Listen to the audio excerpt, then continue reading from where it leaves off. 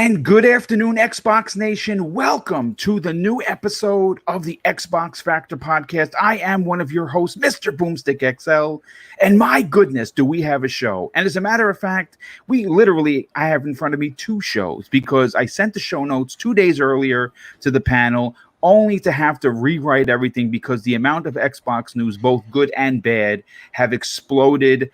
And again, we're adjusting some of the topics that we advertised because, obviously we want to talk about the most important and hottest news when discussing Xbox. And quite frankly, there is a lot to get excited about, folks. We are under 2 weeks away from the release of the Xbox Series X and S, and the world is going to really erupt in hopefully cheers and not jeers. We're expecting 36 territories to launch at the same time, something that Microsoft did not do in 2013 with the launch of the Xbox One, and they are looking to make ground, obviously very early and often come November 10th. But you know what? Let's get into the introductions, and then we will get right into one of the biggest topics. In fact, it's one of the biggest conversations going on right now. And we're going to start first with the cog that keeps this show rolling each and every week, Chef Zemi, or should I say not so Chef Zemi, because he has been playing more games than he has been cooking. Welcome to the program. I figured out that the best diet on this planet is just to play games. Just get completely immersed in a video game and just try to forget about food. That's what I've been doing. No, it hasn't really actually been what I've been doing. But anyway, super excited about this show. I am absolutely terrified for tomorrow, Boom, because you and me, we're going to be going to Little Hope. And I don't think... Indeed we are. I don't think the small town of Little Hope is going to be great for our health. But hopefully we can kill everyone or keep everyone alive. But yeah, man, super excited for the show. As always, can't wait to jump into these topics, man. I think you're going to be doing a lot of battle crying tomorrow at 1 p.m. Eastern Standard Time on his Twitch channel, where we're going to play as much as we can of Little Hope without getting killed or potentially dying of a heart attack. But we will get to that momentarily. Next up, you know him on loan from PlayStation Nation, someone that has been doing a ton of unboxing and, quite frankly, good, awesome videos. If you're not subscribed to his channel and the trophy room, what the hell are you doing? Get over there and subscribe. And of course, he's showing off his very, very stylish DualSense controller, which I'll be picking up all of my accessories tomorrow after Breakfast with Boom. Joe, welcome to the program, dude. Dude, I'm happy to be here. The last few days have been extremely amazing. The trophy room, just the newest episode's out now. There's so much news that I literally had an issue of trying to find a title just to fit all the amazingness that has happened.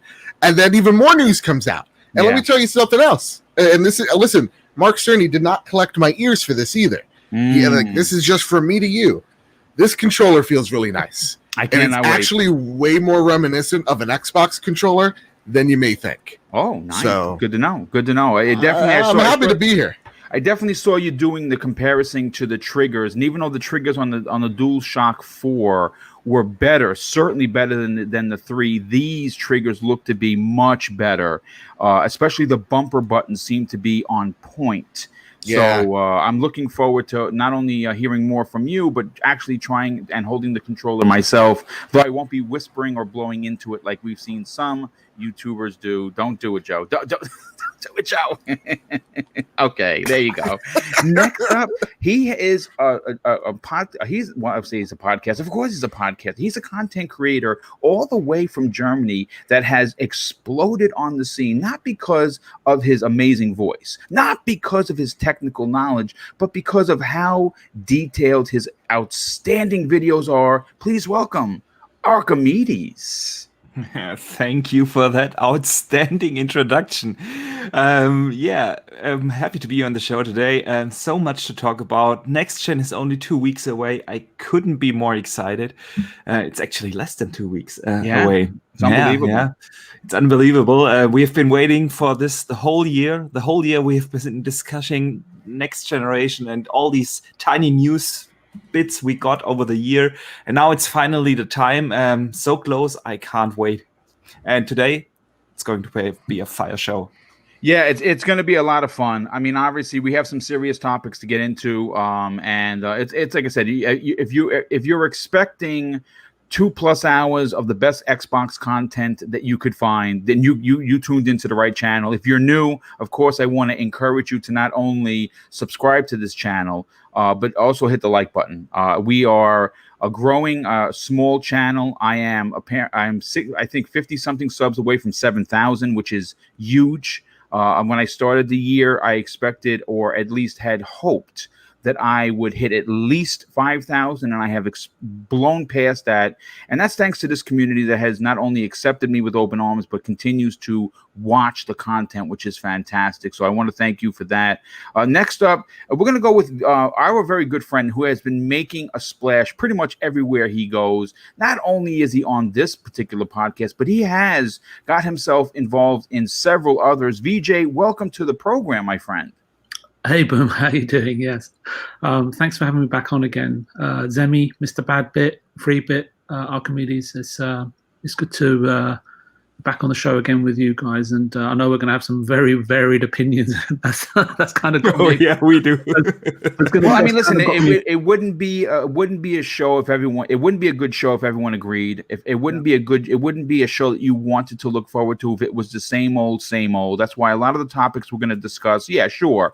There are hot news, but we do have a few smaller ones that do unfortunately get missed by some of the big YouTubers as well as some of the big gaming media.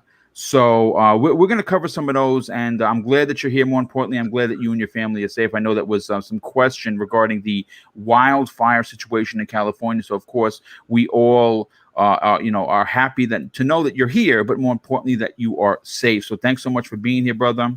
No worries, no worries. And last and no way least, the newest member to the Xbox Factor podcast, someone that is a content creator that might be new to you, but he certainly is worthy of a sub, of not only a sub, but he's worthy of, checking out his work, because I think that he is an upcoming and interesting superstar in the YouTube game. Please welcome 3-Bit. What's going on, dude?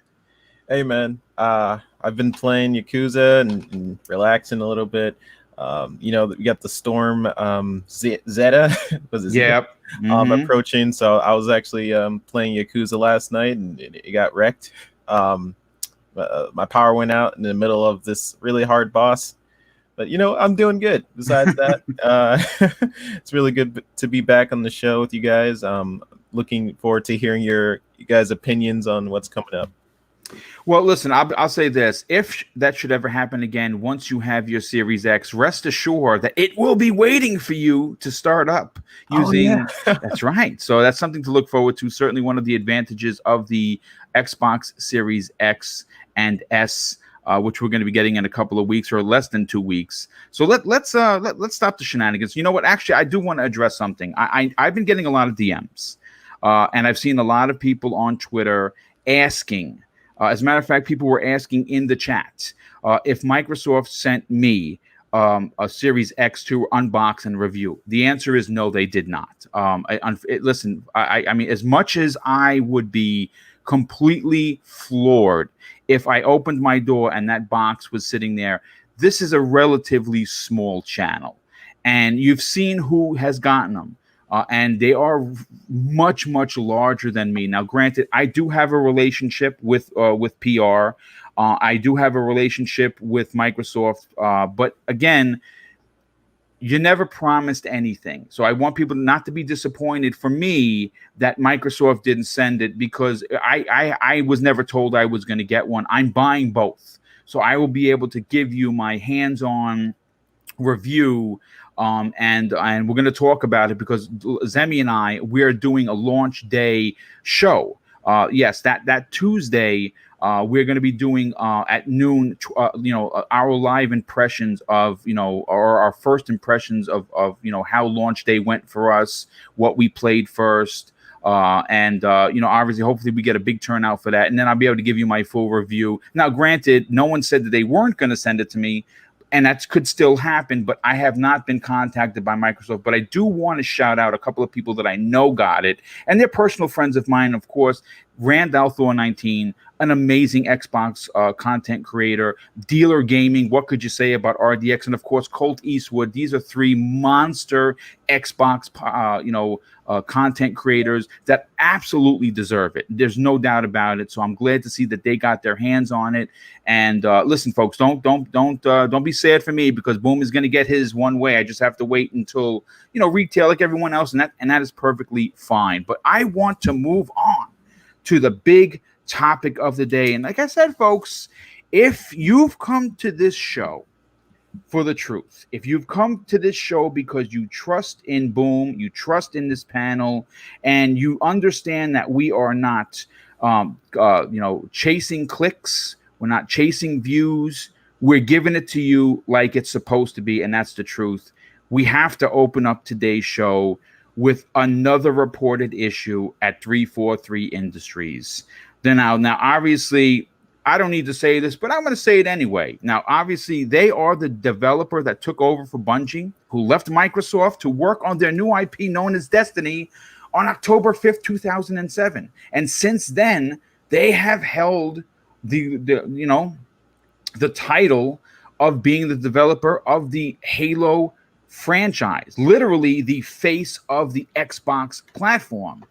And if the community's response to the first public gameplay demo on July 23rd and the outright delay of Halo Infinite to an undisclosed date in 2021 wasn't bad enough, well, we have confirmation that all of the trades are reporting Chris Lee has departed the next-gen Halo project. Now, it was originally reported that he up and left Microsoft, that he quit. That is not true. He is still with 343 Industries, I should say, but he is no longer attached to the Halo project at all. He has stepped away from the entire project, and the story that I pulled from Polygon.com, in a statement to Bloomberg, Chris Lee confirmed that he has, quote unquote, stepped back from Infinite and was looking at future opportunities. Microsoft, in a statement to again Bloomberg, said that Lee was still a Microsoft employee, although he has stepped back from the Halo Infinite right now. Now, this, if you didn't know, is the third development head figure to leave the Xbox tentpole series in little more than a year, folks. Understand the ramifications of this. They have seen 3 studio heads leave 343 Industries or leave the Halo Infinite project. Now, the first one was in August 2019, where creative director Tim Longo was reassigned. And then executive producer Mary Olson was put in charge of Infinite's campaign development. Lee, as the Halo Infinite studio head, was still responsible for Infinite. Overall, the creation, vision, and production was Olson, who then left the project in October of 2019. Now, Bloomberg has confirmed that Joe Staten, who rejoined Microsoft from the original Bungie team in 2014, was placed in charge of Halo Infinite's single-player campaign, where Perry Hintz is now the lead multiplayer development head. Look, folks, here's the thing. I and I'm going to read verbatim what I wrote, because I want this to be understood. This is not going to turn into a topic that leads down us all jumping on the hate train and piling on the rabbits kind of discussion. That's not where it's going to go. But I do, and I really mean this, want to openly talk about what this means for the reboot of the Master Chief and how long the community, i.e. everyone on this panel, everyone here, is willing to wait for the new heads of 343 Industries to make things right with Halo Infinite. So I'm going to go to Zemi first on this, because obviously you're one of the founding fathers of this particular program, and I know that you are a big Halo fan. This is both great and bad news.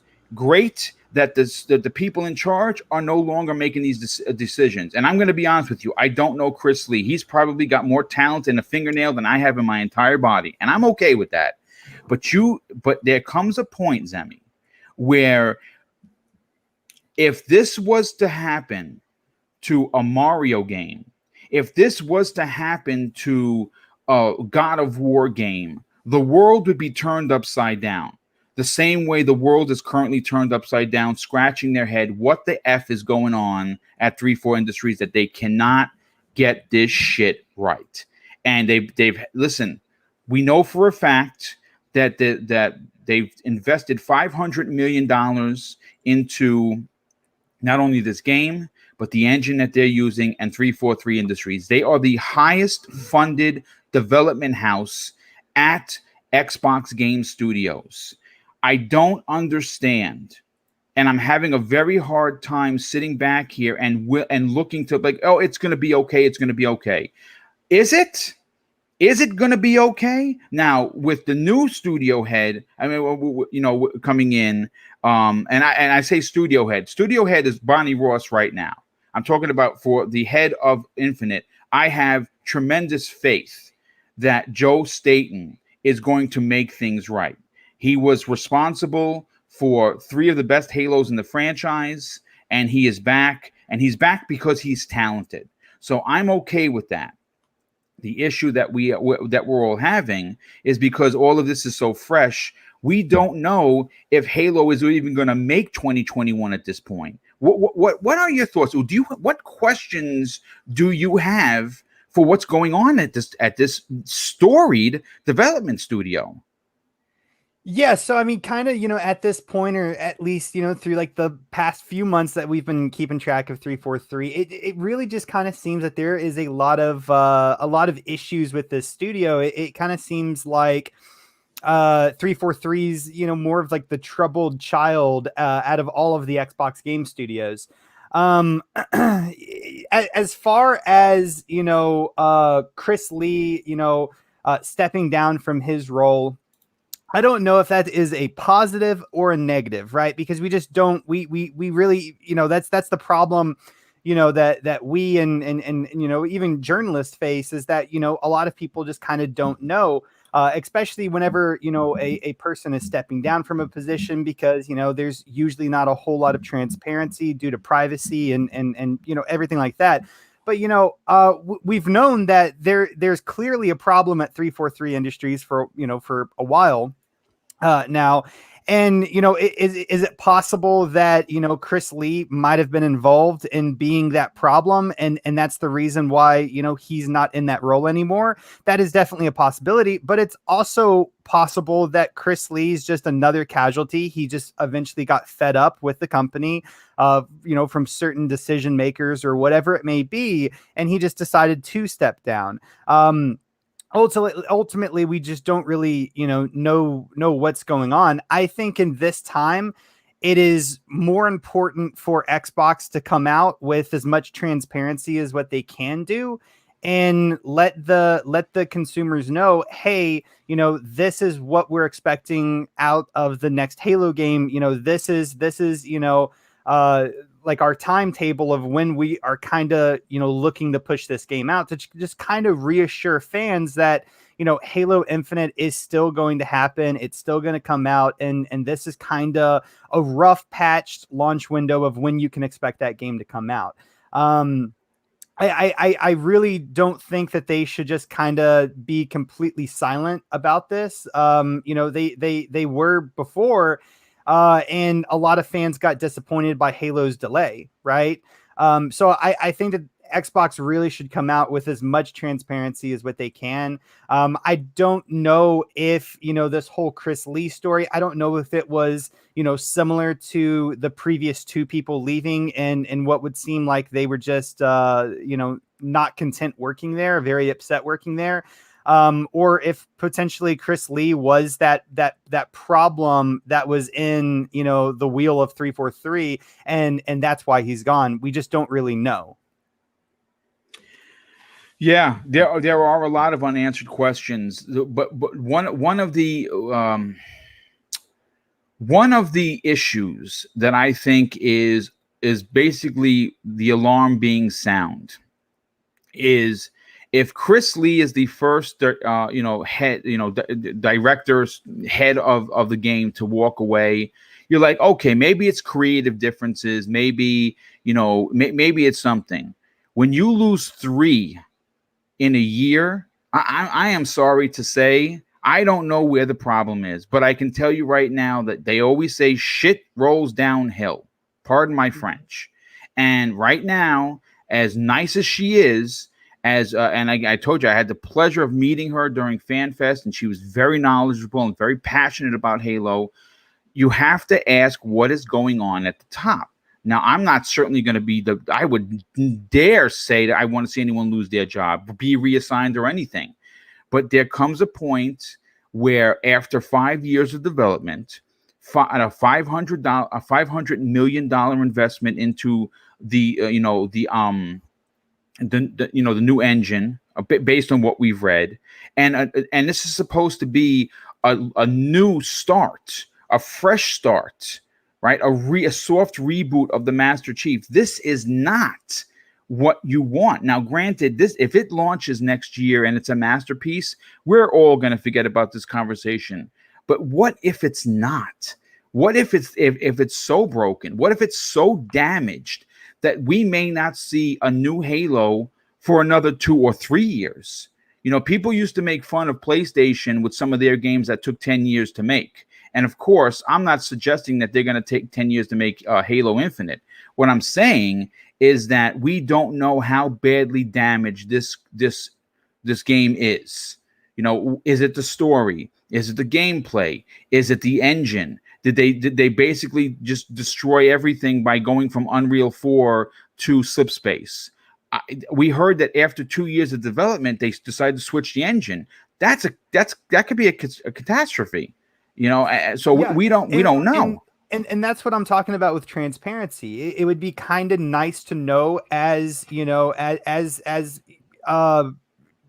fan of the Halo franchise, to know what is currently going wrong, with that studio, with that game or whatever. That way, we can level out our expectations, because a huge problem of the initial Halo release, I'm not going to say that it was the worst looking game that I've ever seen. It really wasn't. It was not. It really was. Looking game. Yeah, but I agree. I think everyone had their expectations of what they thought the game was going to be. It was going to be this major powerhouse game that was going to, show off truly the ability of next gen consoles. And the reality of that was not that. I think we talk about this a lot of the times. Expectation versus reality. I know Bad Bit for sure has, right. And so to level out that expectation that everyone should have, I think increasing the amount of transparency to the consumers and giving that type of information to these journalists so they can talk about it in an appropriate manner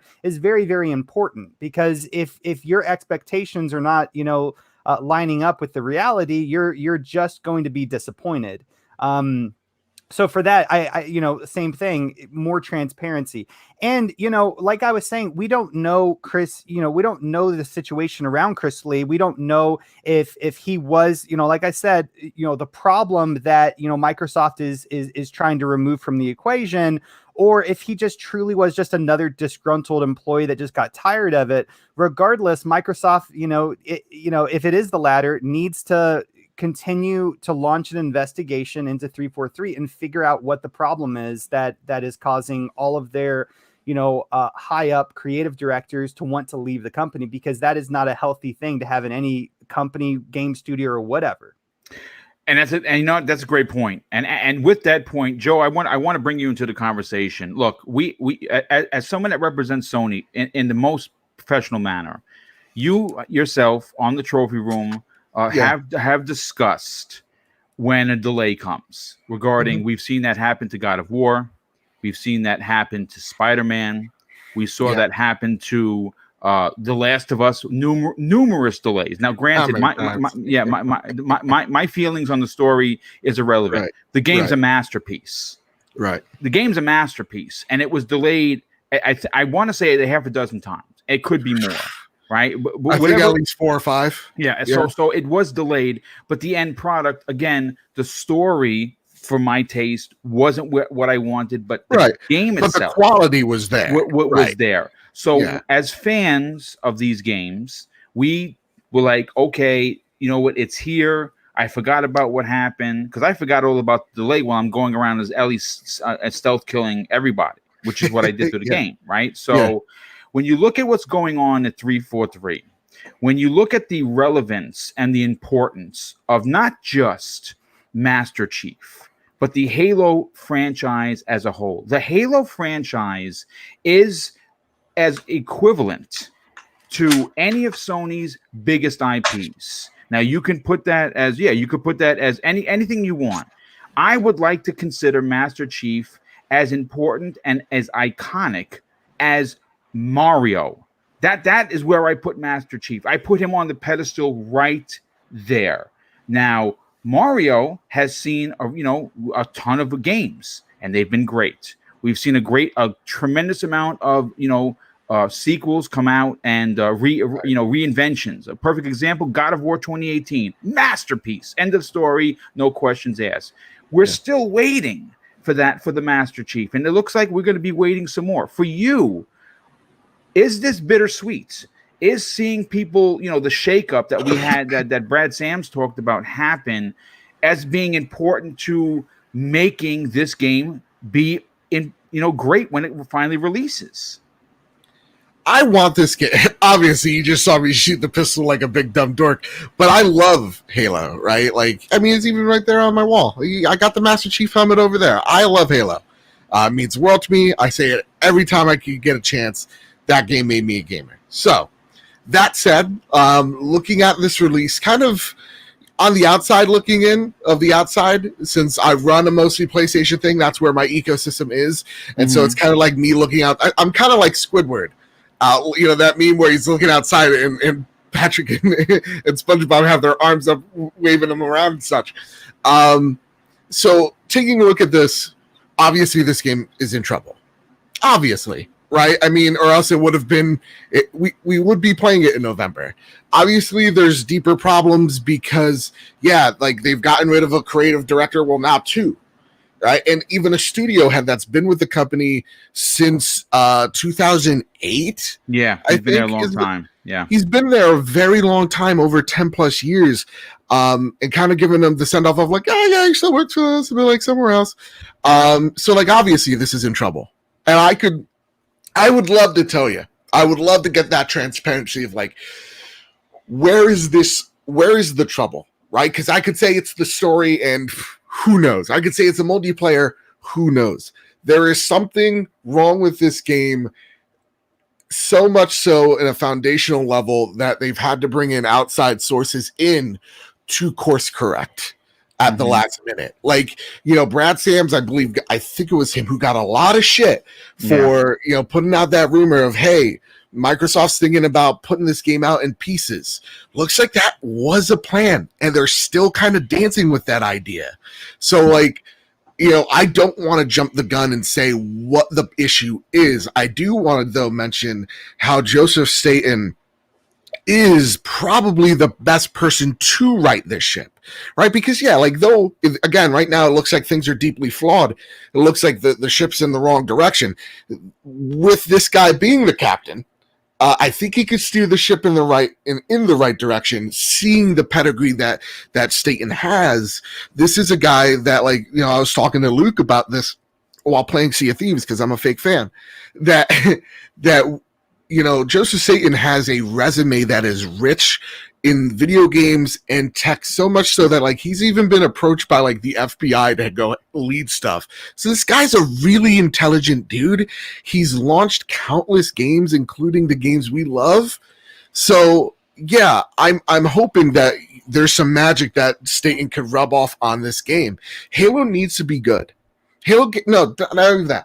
Halo needs to be great, because this does reiterate a problem that is foreseen with Microsoft, where their games come out and they don't really get the fanfare, or the fanfare dies too fast on these games, right?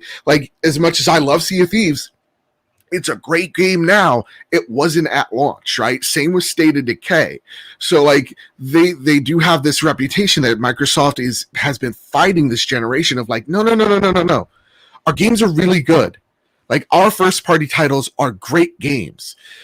They just take a while to get there. And I think that this news does dampen a lot of hype that we've seen. And not by a whole lot, but like, look, they gave a fridge to Snoop Dogg. We should be talking about that. That's a fun story, right? Like, again, people are unboxing Xboxes. It's fantastic. My friend Sean made it like it was a baby portrait. It was hilarious. We should be talking about that. But instead, this news does overcloud that. It is something that is kind of the lingering question that Microsoft has still yet to answer, which is like, what are our IPs and how do they look? That is still a question mark, unfortunately. Again, I think Joseph Staten is the guy to right the ship. I don't know whose fault it is. I can't point fingers because I don't know. All I know is like the only finger I could point at is that there's trouble at 343. Something needs to be addressed. Something needs to be done. And it's good that Microsoft is coming in and addressing those things right now. But I do hang back on like, when can we expect this game? I honestly don't know. If we're going by the Jason Schreier metric, we understand then that games usually take the last 6 to 12 months of production is really where the game comes together. So I don't really expect this to be a quarter 2 game or quarter 3 game. I'm definitely thinking that this is next holiday, a big Halo rollout. That's what I want. Kind of, and the one thing too that I think we need from Microsoft is this is a problem where they've talked too much about this game, and now people are kind of skeptical of like, okay, talk less, show me more. Yeah, or, I agree.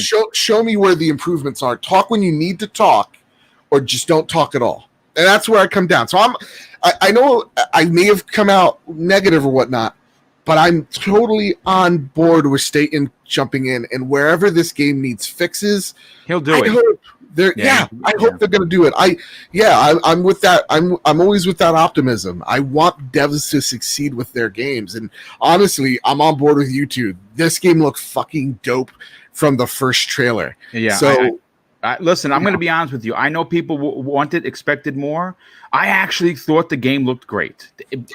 Now, granted, it's an open world Halo. It's much different, and I would gladly be playing that. But again, if you have the world's most powerful console, regardless of whether it's an open world or a corridor shooter, it's your flagship title. It's got to look next generation. It's got to match the power of the console. And if I could, I know I've talked a lot here. I do want to mention Pixel B, his chat. It dampens no hype for real fans. I'll challenge that to an extent there, Pixel. If you're in the Microsoft ecosystem, you love Microsoft, you love Xbox, this is your beat, this is your thing that you love. Yeah, by no way, you're still excited. I'm still excited for the launch.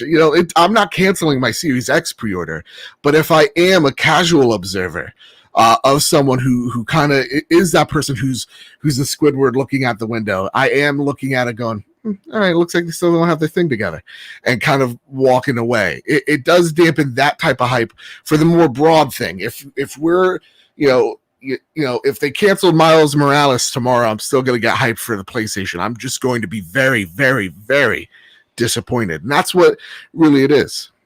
Yeah, I agree. Real quick, before I bring Boxer Bear into the conversation, I want to just catch up on some of the super chats. There's been quite a few. We have Faisal Asen, or I know I butchered your name. I apologize to remind you. It's actually Faisal Asan. I think I got it right this time. He drops an outstanding and very generous $2 super chat and says, have you seen the possible artwork of the initiative? No, dude. Listen, it's Mrs. Boomstick's birthday this Saturday, and I am running like a lunatic to clean the house, get the house ready. We're having her sisters to come over. So I've actually only been writing the show. I still have to finish writing tomorrow's Breakfast with Boom after this. So I actually haven't, but I will definitely check that out. Hank Dank, a good friend of the show, he drops a multitude of super chats. The first one for $5 says, "Boom, would you dust off your chainsaw for another Evil Dead game?" You damn right I would, in a second. He drops another $2 super chat and says, "Boom, good, bad, I'm the guy with the gun." Yeah, that is right out of the Evil Dead. It's one of my favorite franchises, to be honest with you. Smitty Smith, our very good brother, bringing us back to church once again. He says, "Always love the show, Boom, and I'm a big fan of the panel." Salute and shout out to the chat moderators, the Book of X. Well, thank you so much for being here. And of course, thank you for your generosity, Smitty. Hank Dank drops another outstanding $2 super chat and says, "Boom, if I win one of your giveaways, autograph it, please." Listen, yeah, as a matter of fact, we'll talk about that towards the end. The drawing for the stuff is going to be coming the first week of the month. I'm getting prepared to set that up now, but I'll give more information later on. Bounty Boom, another generous friend of the show, drops an outstanding $5 super chat and says, "Been working some long hours, Boom, got some sleep. Catch you later. Have a great show. We'll listen to it later. Thank you." Well, thank you, brother. I certainly appreciate not only the super chat, but the fact that you took the time before you went to sleep to drop it in here, and hopefully you will enjoy the show. Pixelbit G, a very good, generous friend of the show, he drops an outstanding $5 super chat. Says, "Jim Ryan confirms PS4 support until 2022. I'm expecting God of War cross-gen." Yeah, that's pretty much guaranteed. As always, thought it would be cheers, Boom, and panel. Cross-gen lives on. Yeah, listen, I got to be honest with you. I am very happy that cross-gen is a thing, not just for Xbox, but for Sony, because, the PlayStation 5 is $400 and $500 respectively. We are in a COVID era where most countries are now having another shutdown. And unfortunately, the financial strain for people's bank accounts is on something that we've never witnessed or dealt with in our lives. We're seeing a lot of first ofs, and not for good things. And right now, people don't have the spare money. I mean, remember, folks, we're going right into the holiday, and if you asked me as a parent, which I'm not, but I have godchildren and plenty of nephews and nieces. If as a parent it was buy my $500 Xbox or PS5 or make sure that there's stuff under the tree for my children, well, I'm just not getting a console because the kids come first, and that's going to be something that people are going to tug with. And I'm glad to know that Sony is not strong-arming their fan base to buy a PlayStation 5, that if they want to play Miles Morales, if they want to play God of War, potentially, Demon Souls, which we know it's going to be coming. It's just not, they haven't announced it, or they did accidentally, and Horizon Zero Dawn. These amazing first-party games will find their way to a console that people own, still allowing them to enjoy these new IPs. So I'm very happy about that. We also have Robert Jones, a very generous friend of the show. He drops an outstanding and ridiculous $25 super chat. And he says, "Aren't you kind of piling on 343 in Halo? There is nothing to be done till they talk about where they are. Reminds me of 1.5 years ago. And all they have, all the talk was they have no games compared to PS4. We just have to wait." Look, Robert, listen, I'm trying to do this in a way that isn't finger pointy. It is a serious conversation. It's one that I feel that as someone who holds himself to a very professional level, that I'm doing it in a way that it's a discussion. It's not me piling on.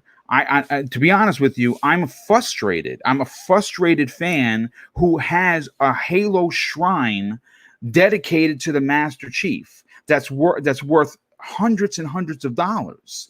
And I mean, I don't know how else to say it, but as a fan, I'm disappointed.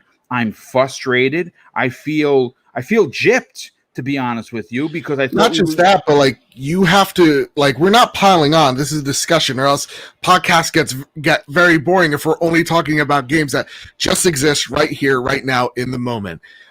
So when we're talking about this is a discussion. More so when we talk about it, shine a light on it. I don't consider it piling on. I consider it shining a light on it. Then you get 343 to talk.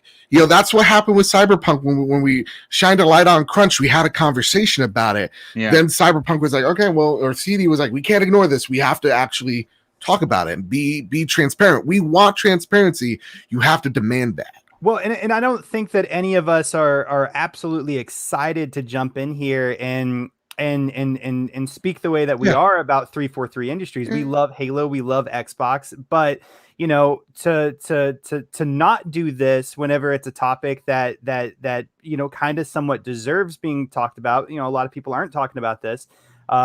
It's kind of unfair to the viewers and people that are kind of expecting to go out and play this game.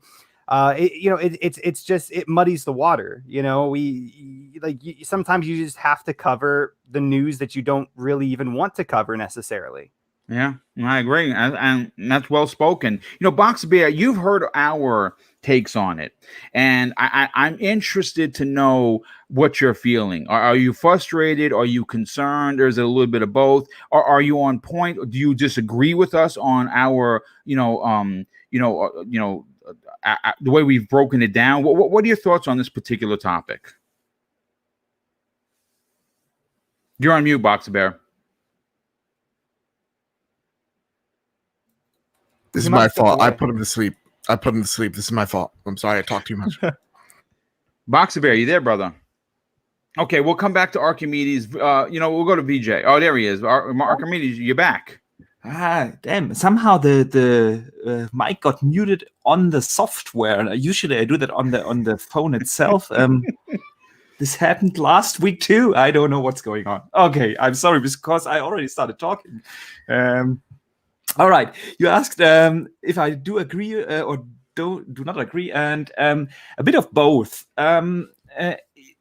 Let me start by giving my thoughts on Halo Infinite. It was a good showing. The gameplay actually looked really fun. It did, 100%. Yeah, it's the evolution I wanted. Open world, light RPG elements, side quests, stuff like that. I'm totally in for that. It really looked awesome. The graphics, not so much, obviously. Did it look bad? Not really, but it's just not what you expect from your flagship title. Yeah? And especially when we go back and remind ourselves about the Slip Space Engine trailer that we have seen in 2018, which looked absolutely awesome. Fantastic lighting, texture quality, the animation work, everything, high quality trailer for the Slip Space Engine. And back in the day, I thought, oh wow, if this is going to be next gen, this is going to be awesome. And then they have shown that kind of gameplay. We talked about that in length after the showcase. However, when it comes to this change of management position, I don't know whether he was the problem. So the thing is, I think the one person everyone should hold accountable at this point is Bonnie Ross. And I have to be absolutely frank here because it is her responsibility in the end. In the end, it is a top management thing to look after your flagship title. And she is in charge of the whole studio and with that in charge of this project. And there is I call that a triangle of in project management. I have to manage projects as well. And you always have to balance out a couple of three things. And that's why it's called a triangle, because they influence each other. It's always timing, cost, and quality. Yeah, if you need a better quality, you can either increase the costs or increase the time. They influence each other. Yeah, if you decrease the costs, you typically decrease the quality and so on. Now, what did Bonnie had? She had everything. She had $500 million. She had 5 years, and the quality wasn't there. So in the end, I have to admit, I think this is a management problem. So if Microsoft is going to exchange now management, I hope they exchange the right persons. Usually, the head of the studio is responsible for these things, not the manager who leads the story or the engine programming or the I don't know, sound design. Yeah, those are also all management positions. But she is responsible to bring that all together. And yeah, it didn't work out. And you can really tell how much Microsoft was relying on Halo being there day one. Yeah, the Master Chief is on the box. They have so many marketing deals in the US, even here in Europe. They have marketing deals. I can buy now chips here in Pringles with the Master Chief on the box. Yeah, and I have no Master Chief game. That just tells you how much they are relying or were relying on Halo being there day one. And after 5 years and $500 million as a development budget, you should expect something different. I wonder why, and I've said this before, I wonder why Microsoft hasn't realized how, in which state Halo is earlier. Yeah. The whole discussion started after the July showing, and this is a little bit late. Yeah, they should have realized that earlier, that they have an issue with that and do the necessary changes up front. They didn't. I'm still glad they delayed it, and I really hope that they give the game enough time, because I want Halo to be great. And if that means that we have to wait 2 years, so be it. I don't think that. I still think they will bring it out after 6 years, fall next year, for the 20th anniversary. That's what I'm hoping for. I'm hoping for a celebration. And when you do that, all of this talk that we're having now will have been gone away. Again, if November 15th comes, which obviously is in a couple of weeks, right? They still have, by my calendar, and I'm no mathematician by any stretch of the truth, over a year. If you give Joseph Staten over a year, over 12 months, closer to 13 months, to go after and fix what's wrong with the game. The game's engine is there. It is what it is. But they can go in and like I said, I have a strong suspicion this may be one of the best stories since 3. I'm going to be honest with you, based on the Banished, based on the Flood coming back, based on Atriox, based on the fact that we're going to have other characters that you potentially could play based on those, those rumors that we heard earlier, where you're going to you're going to play the Master Chief for the major part of the game, but it's going to be side stories, what we've heard. So if all of that comes to fruition, Archimedes, we're in for a treat. They just have to get those graphics up to par. And you know something? Saying that, because it's an open world, that it should look that way. No, that's incorrect, because an open world can look amazing. All you have to do is look at Red Dead Redemption 2. That game looks like a masterpiece. 100%. So, and it had only a third of the budget than Halo had. Mm-hmm. Yeah, you always have to consider that. This is we are always sometimes looking at this like fans, and of course we all are fans.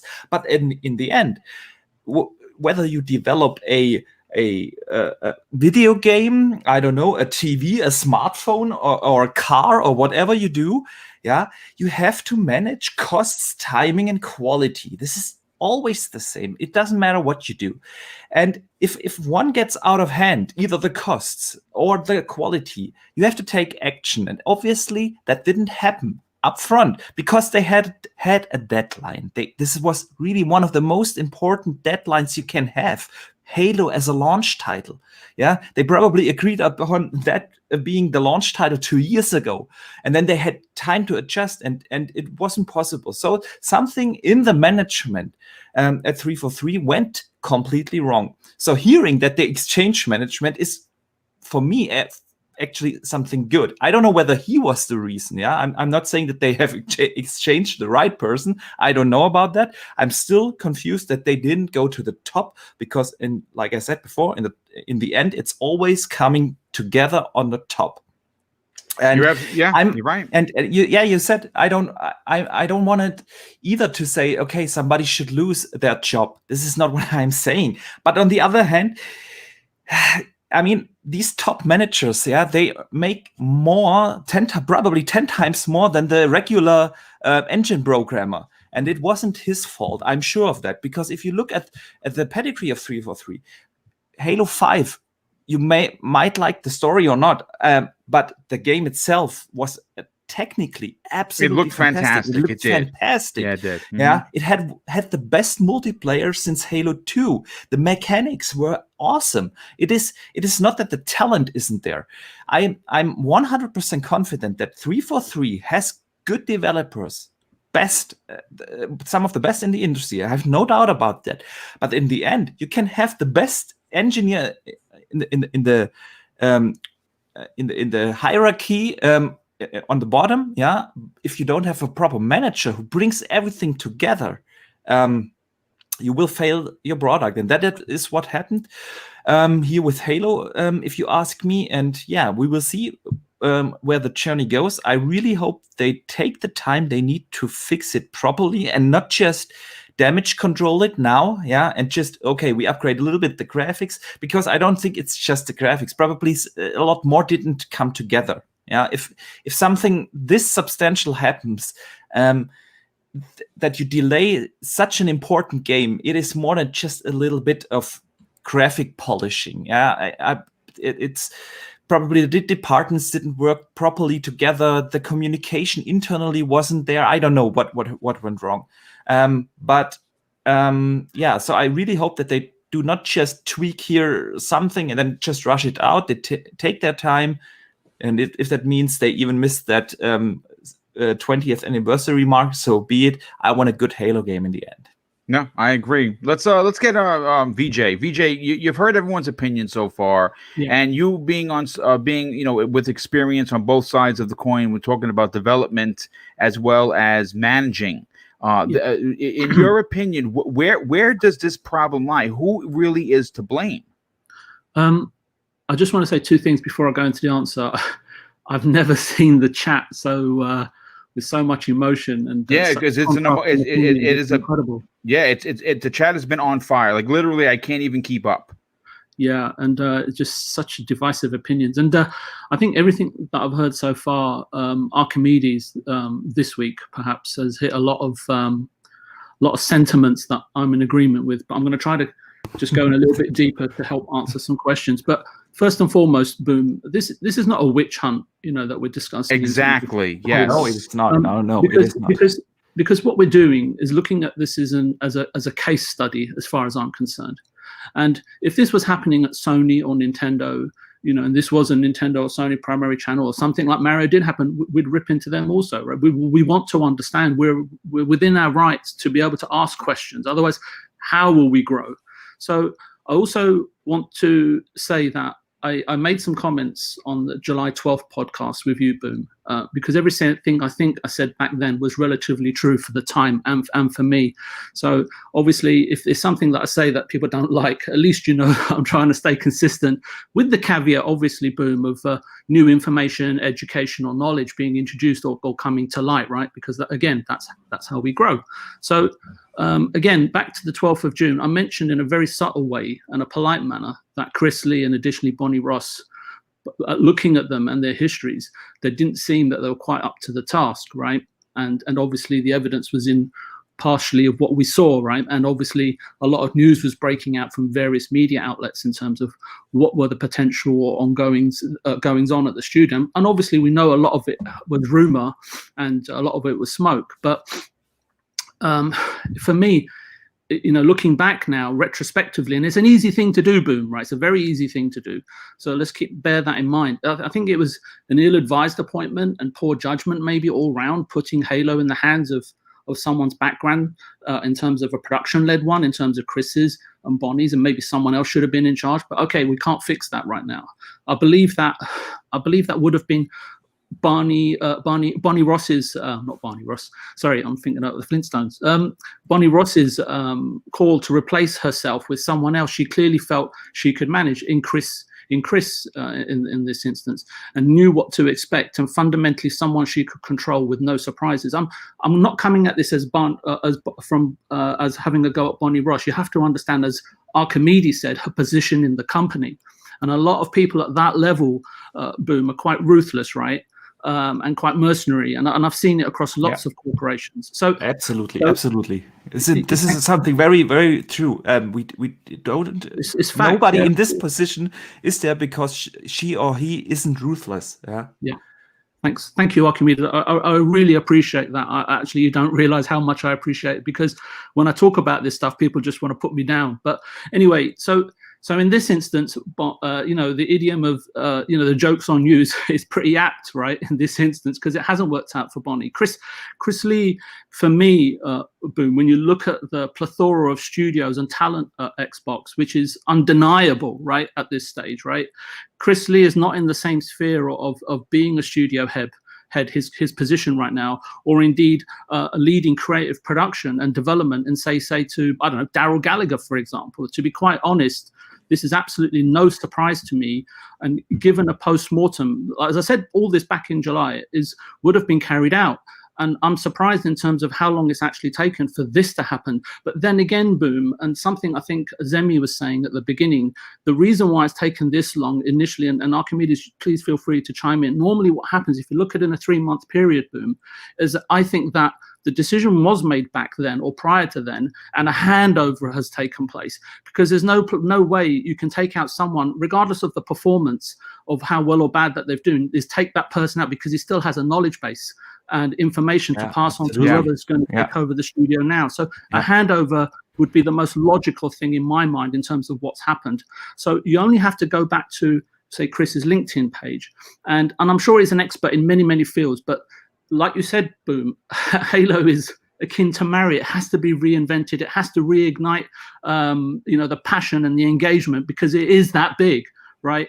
But reading his bio to understand, he's worked with Bonnie for a long time, and probably, if not, definitely a handpicked successor by her to replace herself, while she crawled and moved up the corporate ladder, so to speak. And as I've already said, in terms of his bio, he says, I directed a team of 30 producers in creating detailed project planning, supporting 500 developers for consistent, and here's the key, on time and on budget delivery of Halo 5 and post-launch releases, etc., etc. And this is what my fear was back then, that Microsoft's production methods, he described them to the T back in my day and up until Chris was removed. And now I'm hoping that with this change, other changes will happen, right? Phil's seen what works and what doesn't seem, right? It is a learning process for them and for us, right? So the mantra and mandate Bonnie Ross and many others at Microsoft operate under, some of them, I believe, have failed to learn, grow, and adapt. And to some extent, I would say that there are some outdated methodologies in place that need to be, addressed, right? I think no one can argue that some of the games at Xbox could have been better, and they would have maybe flourished more, right, if they'd had slightly different or better production ethos or methodologies in place. And again, as I said back in July, what I could see that time was that the school of thought at 343 or whoever was managing them is to have, marketing, analytics, finance, USPs and timelines first, and creativity second ethos, right? Which normally leads to a game that looks very generic, or for a title that should be blowing the public away. And again, that's subjective. I completely understand that. And I also said at the time, who's the Miyamoto, Ken Levine, Mikami, or Cory Barlog, or whatever? Because for me, it's not Chris Ross and definitely Chris Lee, and definitely not Bonnie Ross. So Chris's role is predominantly that, and it's an important role. And Archimedes will know this, right? Chris's role was fundamental because he is the pivot, predominantly that of managing the studio, the project, expectations, quality, and communicate everything, good, bad, and ugly, to corporate management and stakeholders, and then whatever's coming back from management, being able to translate that back into development language so that the team can understand. And we can look at it now and say he failed, right? We know that, right? But that's not obviously the main point. At the time, I think, and I remember you also discussing this with a few F-bombs, Boom, about Bonnie Ross to be removed. But she is smart and corporately savvy. I'll give her that, right? She's too high profile right now as a corporate vice president at Microsoft and head of Halo. It's too much of a shakeup, I think. I think the longer term, someone like Daryl Gallagher may be a better fit as one of Phil's right-hand men, right, in this current evolution of where Microsoft is going in terms of acquisitions, developing games, and what we want to see as gamers. Back in July, I said Phil is doing great things, and we knew that. We knew Game Pass was on there. We knew xCloud was a thing. We knew the Series X had the most powerful, the power narrative, and so on and so forth. However, I also said that, that going forward, he needs to be more creatively ruthless, right? And Harry Callahan once said, I think, as a man's got to know his limitation. I think Phil needs to address the limitations of some of his management. And Chris Lee, for good right. We don't know, as I think Zemi and Mr. Badbit said, we don't know exactly what's happened. This is just my take on it. But I think he's just a token sacrifice at the moment. I'm concerned that longer term, that developers allowed to, not just at Microsoft, but other places as well, some of them are forced to sort of develop games on their knees rather than being in an uplifted manner, right? So, and I don't want to come back here in 5 months quoting everything I've said today. Halo, the IP, boom, I think that can be revived and evolved by innovators, definitely not by a mass marketing and production cookie cutter style studio that has been created at 343. So I think that needs to change. And with Joseph Staten, I hope he's going, and I said this again, I hope he's allowed to reshape things and he has the trust of Phil. And I think everybody here on the panel, the chat, and all Halo fans very much hope so that that's the case. So that's what my take is, boom. Very well said. Yeah, very well said, dude. Very well spoken, very well broken down. But I want to catch up on some of the super chats, but I'll do that in a second. I want to go to 3-Bit because 3-Bit, if you don't know, he deals with production schedules. He deals with having to have certain expectations for his job done. 3-Bit, when you hear everyone talking, and folks, we're going to move on in a second. I know there's a couple of people that are just saying that this is boring. Well, look, I'll say this. I'm not going to shout at anybody. If you think this is boring, I got news for you. There are a boatload of other great content creators. You can quit this show, give me the big FU, and unsubscribe. This is a conversation I think is worthy of a real fan, which I am, and everyone on this panel is. And I think that is relevant. It's a relevant conversation because this just happened. This didn't happen 3 weeks ago, and we're kind of just digging for topics. We're gonna get to the a few other ones before we get on out of here. We still have over an hour of podcasting to go. Like I said, if you're enjoying it, great. If you're not, hit the thumbs down button and bounce. That's all I can tell you. But 3-Bit, you've heard everyone, right? I don't think anyone, not one person, including myself, has been finger pointy. I think that we are frustrated. I think that we want better. I think we deserve better, especially if you're someone that is going to go out and buy a $500 and $300 console in a couple of weeks and invest in the new era for Xbox platform. What are your takes on this? Is the top, meaning Bonnie Ross, really to blame for all of the trouble going on with this game? Yeah, everybody had really good points, and I was just sitting there listening to what everybody was saying, and it all comes from a basis of you guys all loving Halo. Like, I love Halo, VJ, Archimedes, Mr. Badbits. I mean, we all love Halo. The reason why I'm even in the industry to begin with is because I love Halo. I started making like Halo machinimas when I was like 10 years old or 11, and then I went on to really playing Halo 1 competitively, moving to Halo 2 and stuff. So I have like a really deep passion for Halo.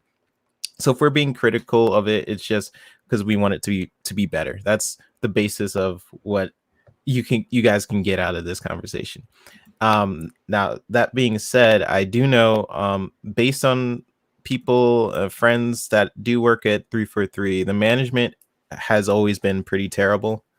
The problems seem to be amped up because of the new Slip Space engine, and it seems like that thing is causing some build issues because of their code base and their heavy use on contractors. And despite all that, I'm frankly optimistic. I have a feeling the director of the studio stepped down due to Joseph Staten not just quote unquote helping patch things up with the campaign. He's probably there riding the ship and taking a bigger role than we all previously thought. That's my theory anyway, which leaves little room for Chris, who was the director on the campaign. So it really seems like Microsoft is not playing around and just wants this game to be good, or Bonnie Ross or whoever is in charge of this decision. And 343, they can be pretty incompetent sometimes. And listen, Joseph Staten, the new lead on the story, is amazing. I'm glad he's back in. He's written not only Halo 1, 2, 3, Reach, and ODST. He also wrote a lot of the Halo novels. Yes, he did.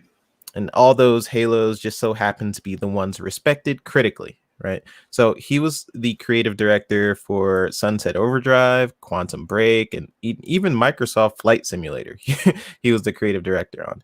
So I think people just need to be outspoken about potential issues, because, hey, it looks like we'll be getting a more polished experience because of people pointing it out. So that's all it is. We're at the end of the day, I think Halo will be great.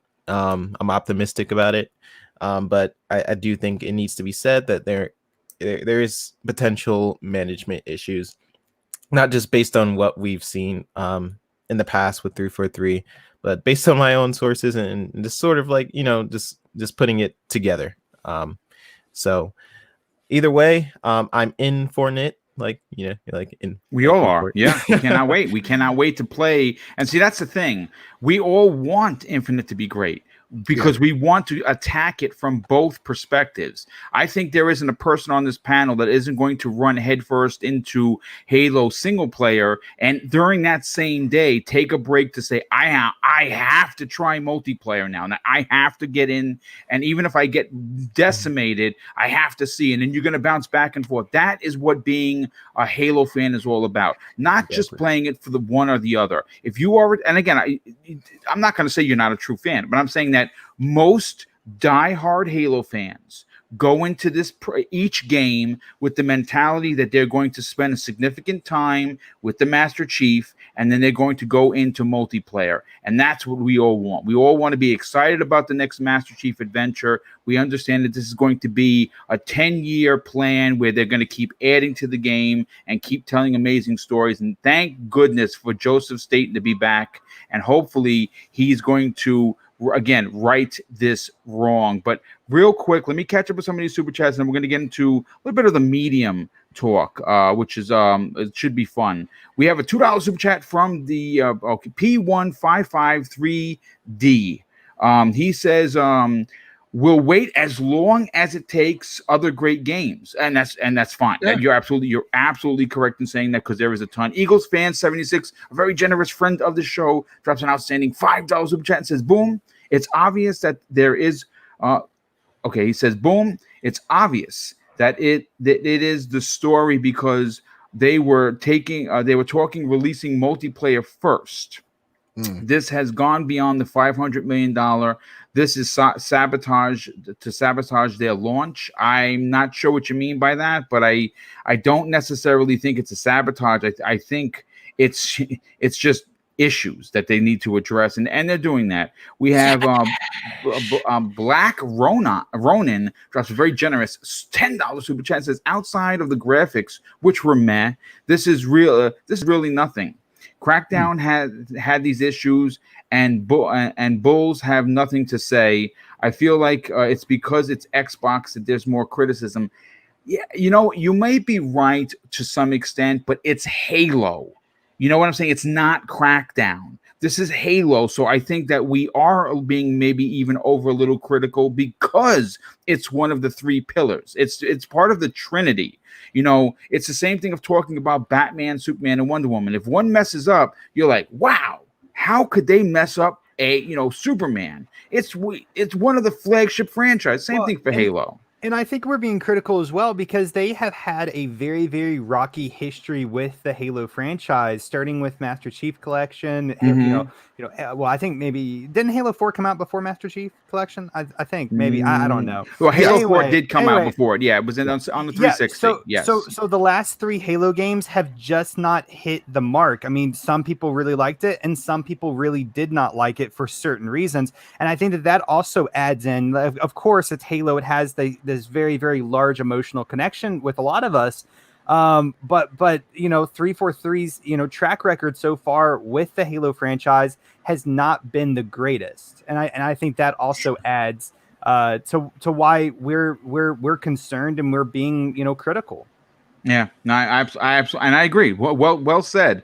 We have Pixelbit G, very generous friend of the show. He drops another $2 super chat and says, it dampers no hype for real fans. Indeed, it doesn't. We're all still going to be very excited when Halo finally releases. And again, I'm really hoping that they take their time, they get it right, and it does coincide with the 20th anniversary. It would be a really big deal for the community, more specifically for the franchise to come out with a soft reboot, if you will, and while celebrating the 20th anniversary of the franchise, which is November 15th of 2021, it would be epic. And then again, this delay, we're not even talking about it.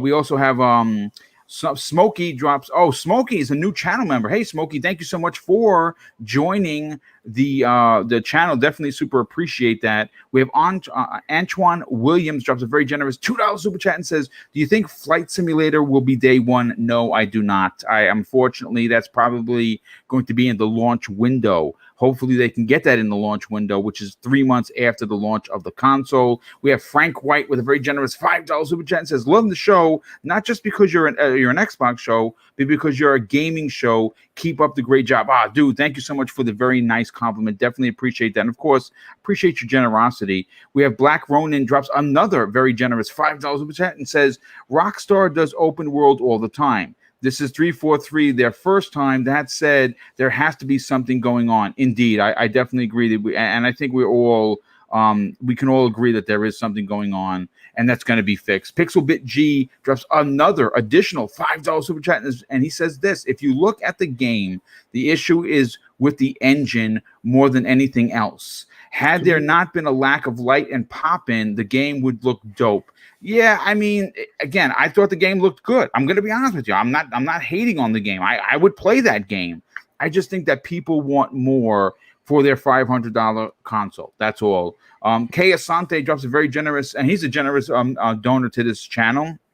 He drops an outstanding $5 super chat and says, great conversation, panel. Just join now. Have you all heard about Far Cry 6 and Rainbow Six being delayed until April 2021? No, yep. I did not. So that sucks. Smitty, with Reggie Mobile 9, very generous friend of the show, he drops an outstanding $10 super chat and says, y'all are shooting from the logo today.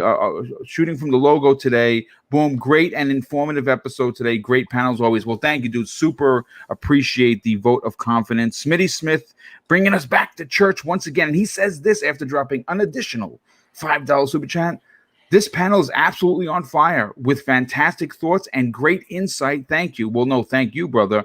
Reggie Mobile drops another outstanding $5 super chat and says, one reason Xbox has improved and became the great consumer-friendly brand is its second day. It is cause of its criticism it's received. Keep challenging them. Boom. Yeah, thank you for that. I definitely appreciate it. If you don't admit there's a problem, then that becomes a problem in itself. Again, I'm not a prophet or anything, but I think that's common sense. And we have Stubbs Gaming drops, who's recovering from knee surgery. Hopefully you're feeling better, mate. He drops an outstanding $2 super chat and says, keep positive and critical views when needed. Boom. Thank you. Oh, thank you, brother. So listen, let's talk about the medium for a second. Now, look, I originally thought this was going to be a launch title. Turns out that it's not, and that's fine. Bloober team is making what I think is going to be a game that when it's done and when we're playing it, potentially could be one of the scariest games we've played in a very long time. The Silent Hill audio director is a part of this game. It's it already sounds like Silent Hill just based on the trailers we've seen. A new trailer has recently released. But that's not the crux of this conversation, and this should not take much time. I just want to get the panel and the chat's opinion. This week we learned that Cyberpunk 2077, the monster, the mammoth, the behemoth, if you will, has been delayed again. Not a problem. Unfortunately, it has now landed in the backyard of the medium, releasing on December 10th. Now, I've had a conversation with King David of the Iron Lords. He feels that that the medium doesn't have to move, that it's in Game Pass and people are going to play it. I disagree. I think that what I was hoping to hear from Bloober team is that they could move it up, maybe by a week, maybe by 2 weeks, or move it out of December, maybe for after Christmas, maybe before. I don't necessarily think. Listen, there are some franchises that you can go nose to nose with. You can even fight out of your weight. But the ones that you don't challenge, the ones that even Call of Duty would move out of the way of, is Grand Theft Auto, The Witcher, and CD Projekt Red's new IP, Cyberpunk 2077.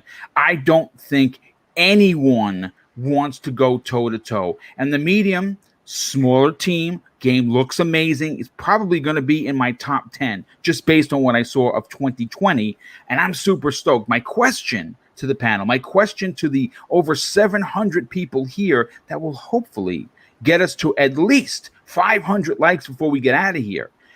Do you feel that the medium should move out of that date, potentially releasing earlier if possible, because it's gone gold, or potentially later? Zemi, what are your thoughts on this? Because we know this is the game that you're going to play. I know I can't wait. I really want to know Zemi's thoughts over everyone else's. I'm just going to be real, because I know Zemi's a huge horror fan. He is a huge horror fan. So much. This game's not co-op, I don't believe. No. So Zemi will not be participating in any of these shenanigans you guys are talking about. But I love the way that medium, like the medium looks. I mean, the graphics are fantastic. The story looks so good. Like whenever we saw that, I was about to say the E3 trailer. It wasn't in the E3 trailer, but whenever we saw that trailer, I think during like one of the Xbox shows, with the man smoking the cigarette, it just gave me like the X-File vibes, like nobody's business. And I absolutely love it. I think the story looks amazing. And by God, the dual reality gameplay looks absolutely incredible, super, super unique. And I really think the game looks like a lot of fun. But with that being said, it looks also creepy as hell. And so I'm not going to ever play it. To get to like the main root of your question, though, if I'm not mistaken, which I sometimes am, the medium is a timed exclusive for the Xbox brand, right? It has not been announced. Again, we unless they buy them. I don't know. I mean, like I said, we've been hearing that they're going to come. Right now, it's we don't know if it's a year, if it's 2 years, but it's it's not launching on the PS5 as well, right? It'll launch in the PS5 before it was delayed in the summer of 2021. If we live. Okay. To see that. So regardless of that, if it's not launching on the PS5, then it's some form of a timed exclusive. Why do you want any exclusive competing with why do you want your personal timed exclusive competing with a huge game such as Cyberpunk? So I would say, it makes the most sense for Xbox to try to, maybe direct them to shift it a week. And it makes the most sense for the game studio to try to shift it a week because it's just going to do better. It doesn't matter if it is in Game Pass. Of course, it being in Game Pass is going to do excellent things for people, giving the game a try and playing it and being introduced to it, because there's no, there's really no barrier or cost barrier to get in other than, your Game Pass subscription that, probably 20 million people already have, right? But if it was me, I would not want to be competing against Cyberpunk, even though it is in Game Pass. Cyberpunk is going to take a lot of people's attention for a very, very, long time. And I would not want to compete with that at all. If I was them, I would, if they can't push it back, or if they can't, push it, forward to come out before Cyberpunk, I would at least push it back a week, at least, possibly 2 weeks, just to have enough breathing room between, between themselves for that huge release. So I would definitely agree with you on this, Boom. Yeah, no, absolutely. So let's go to Joe. Joe, what do you think about this? I mean, again, the delay, of the game. They said holiday, so it's still going to be in the holiday. Then, of course, we get the news that Cyberpunk, the monster, the behemoth, is going to come out on that date. Do you move if you're the medium? Nah, man, I respect my needs. I'm gonna go with King David on this one. Okay. No, I think this is the ultimate test of what Game Pass is, right? You can launch a game underneath the most popular game this year, most hyped game this year. Excuse me. So we can see where that goes. Like I'm thinking of I'm thinking of Wastelands. I'm thinking of Wasteland 3. I'm thinking about Tell Me Why. Those games that came out and they already boast how they've had over 1 million players play that game. So no, I think they're comfortable. The game is different enough, and this is a next gen thing. So people are going to try it out simply because it's a next gen game. And so no, I don't think they do. And also just give it a week. Cyberpunk's gonna delay it again. Everybody's mad at him. So you never know. You really just don't know. Dude, I mean, right now, even devs are like, we're not comfortable with this, but we think we could hit December. And I'm like, Jesus, just delay it to 2021. Just say we'll give you an update when we have it. That's what I would do. They pull a blizzard for sure. I agree. Boxer Bear, let's get your opinion on this, brother. The medium, right now it's staying put. And with Joe's information about potentially they're not happy at CD Projekt Red, I'm going to be honest with you. From the minute I heard of this delay, I said it's getting delayed another time. I think this is moving out of this year.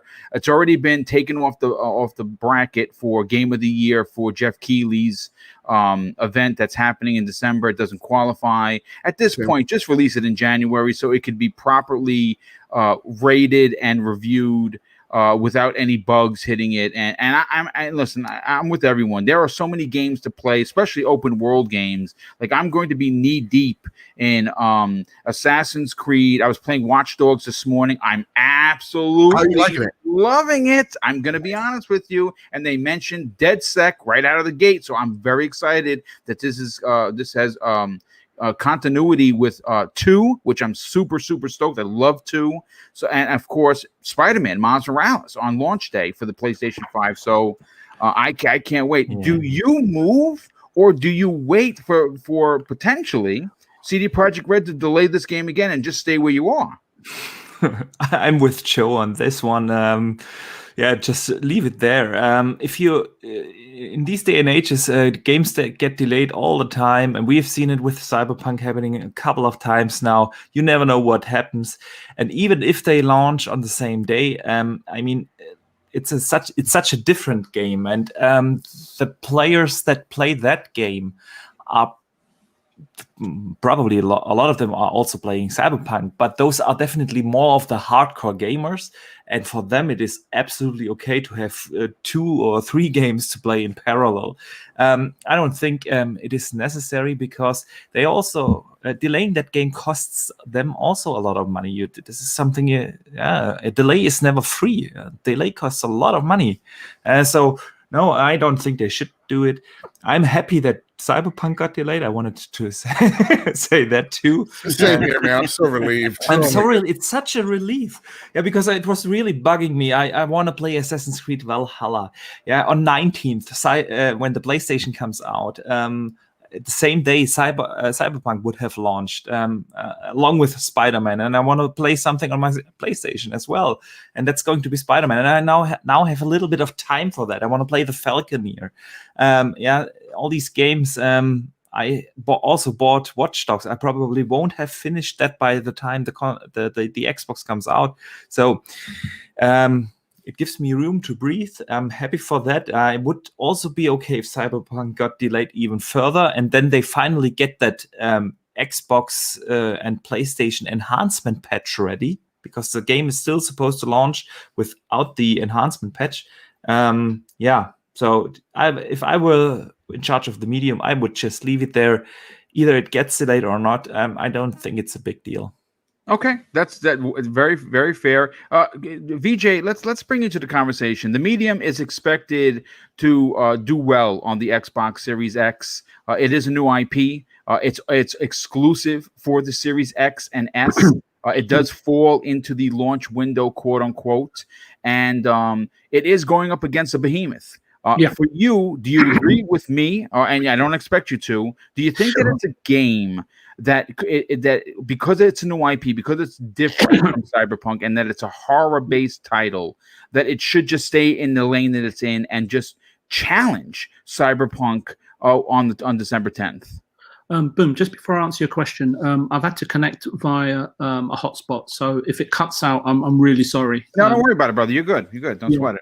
Just in case you go hunting for me in the woods. So, if you've been gaming as long as we have, Boom, and I know we're a similar age, and I know we've got quite a few youngsters on the panel, then you're excited for every new IP, every creation, and every invention on offer. I think that's a given. The issue today, or can I say the pleasure today, is that we're in an age where the internet can be a brilliant and an amazing tool to be able to open doors and access knowledge in a heartbeat. And in turn, video games offer us a sea of unimaginable depth, exploration, and experiences that engage our imaginations and lock in our cerebral cortexes, so to speak. Let's assume both games are released on December 10th, which I think is the current dates. And please correct me if I'm wrong. No, you're right. You're correct. December 10th. However, we all know, and the panel's alluded to this, that game development and delays go hand in hand, and delays have been more commonplace in recent years than ever before, than I can recall. And that's even before factoring in the debilitating and life-altering pandemic and the complications that in itself has been causing.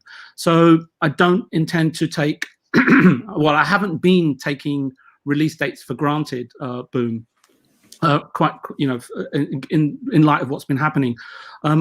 Yesterday evening, I spoke extensively beyond my 5-minute limit about Cyberpunk yesterday, explaining what most probably occurred and why in great detail. Cyberpunk 2077 is a $60 game, and the medium is, again, please correct me if I'm wrong, is a free-to-play game in Game Pass on day in date, albeit via an amazing deal, in the guise of Game Pass. For me personally, Boom, it does not make a difference because I'm going to play both and experience both. Nice. Because of the premise that they both offer, they're so unique, and this is why I opened with, well, my opening comments. So I hope I'm alluding to those basically. Look, you know, Boom, and I don't know if anybody else knows. Look, I lived in Warsaw for a year, and I won't say what I did over there, and it's just amazing. Both games have been developed in Poland. I'm really happy from a personal perspective that these two Polish developers and everybody that's working on these games are able to say to each other and the generations ahead of them and their families that they were able to aid the launch of Microsoft's Xbox Series X in 2020. And it's not something that everybody can say. I've worked on launch titles, and I know the feeling of being able to do that across several platforms. It's an amazing feeling, Boom. There's nothing quite like it. It's like scoring a goal, scoring a touchdown. It's an incredible feeling. I'm not sure when People Can Fly's Outriders is due out, but there's yet another Polish developer. That's been delayed to 2021. That's confirmed. I have a question. You just left a tidbit in there, VJ. I'm not answering. We're in Warsaw for a year. You can't tell us why. Bad bit. Okay, I'll just finish my question and maybe we can chat offline. But the medium, Boom. Just to talk about the medium a little bit, if I may, for me, it's a smart, intriguing, and interesting new IP surrounding and surfacing around the launch of the new Xbox consoles. It's a game that I believe has warranted focus, and with many, many titles falling by the wayside, it seems like the one consistent Boom. And I have to say, you've been very consistent about this game. And and with focus, often comes pressure to perform and reach varying heights of anticipation. Because again, video games as a form of media is subjective, right? We're in a situation, my only fear is that we're in a situation of focusing on this exclusive and raising our proverbial sort of expectations and maybe setting the bar really high. And if the medium kind of falls short of that, and it may fall short for some, and it may even exceed expectations of others, right? And I saw what happened to People Can Fly before Outriders with EA, with Epic, right? And I don't want them to fall into that category because they still are a young developer. And I'm really looking forward to enjoying their game and supporting the studio via Game Pass, since it will contribute. And this goes for everybody in the chat, on the panel, and anybody else that's going to eventually listen, because however much support we give them will contribute to their revenues and future growth as a studio, and how they mature, and the investment that's given to them. And I'm really hoping that we can all at least give it a go, even if we're not interested. And for those that are, then I hope we have a whale of a time, and and a Merry Christmas. So that's my take on it, Boom. I hope that's helpful. Yeah, no, it was very helpful. The fantastic point as always. 3-bit for you. Obviously, the medium is actually, someone wrote in the chat. Let me see if I can find it real quick. Someone wrote in the chat that this is one of the not only, but one of the big true next gen titles. Taking advantage of the new hardware. It's an important game to Microsoft. It's an important game to Bloober team. For you, I mean, we all want to see this game succeed. We want to see it get the most press possible. Do you move out of December 10th, or do you challenge Cyberpunk and just go toe to toe? Oh man, I had a stance on this, and then I heard people's opinions, and now you changed your mind. I don't know. I'm kind of conflicted on it. I would say if I wanted to perform well and let my game shine, I wouldn't want to launch next to Cyberpunk.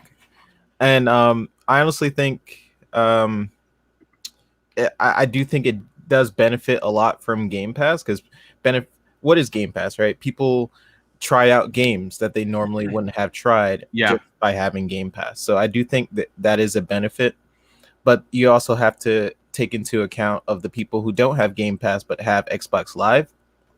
And I think with that in mind, there's people who would be like, oh, the medium's coming out. Oh, Cyberpunk is coming out? I heard that, so I do think that is a thing. But yeah, I'm personally, I'm excited to try out both games. I'm interested in the medium because it looks pretty unique, and Cyberpunk looks like it'll take most of my time. What I am interested in is if the frame rates in Cyberpunk are unlocked for the Xbox One, because that will mean amazing performance for the Series X, as we've seen.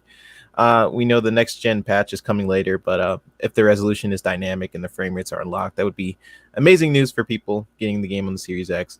But yeah, I'm really excited for the medium. I do think it can be pretty bad launching next to Cyberpunk, just because of how massive Cyberpunk is, and we've seen before. It's not like we haven't seen before where these large games will release right next to like a smaller game, and then people just forget about the smaller game. That's happened before, so not to say it'll necessarily happen here, but yeah, I think that's my stance on it. I think. Listen, you make a lot of sense. Everyone made a lot of sense, and I'm going to be honest with you. I'm in the realm where I kind of might have moved my stance listening to everyone. Now, granted, I don't want to see this game moved into 2021. That I do not want to see. What I was hoping for as a fan, as someone that had this as one of my most anticipated games of 2020, that it was moved up potentially 2 weeks. That would be amazing. Get out of the way of Cyberpunk, but also give it to your fans, even if it's only a week early. Let's say they December 3rd they release it, which of course you have the Ubisoft Phoenix Rising coming out. But I think that that's a new IP. I think that Bloober Team's medium could go up against that more so than Cyberpunk. But then again, I hear everyone saying that people aren't going to forget about the medium just because of Cyberpunk. So it was a good conversation. But what I want to do is I want to get, again, this is the next big topic. And folks, again, I write these shows. I spend hours and hours and hours at night writing these shows, and the entire show that we're doing today is completely different than the 5,000 word show that I wrote, which is because there's just so much news. And I have to talk about this. I know people have been talking about it in the chat. With over 700 people here, this is the story you've been waiting for. And that is the explosive article from both Andrew Gosson, Technical Fellow, and Jason Ronald, Director of Program Management on the Xbox Series X and S. They wrote an article on Xbox Wire earlier this week that shook the industry to its core.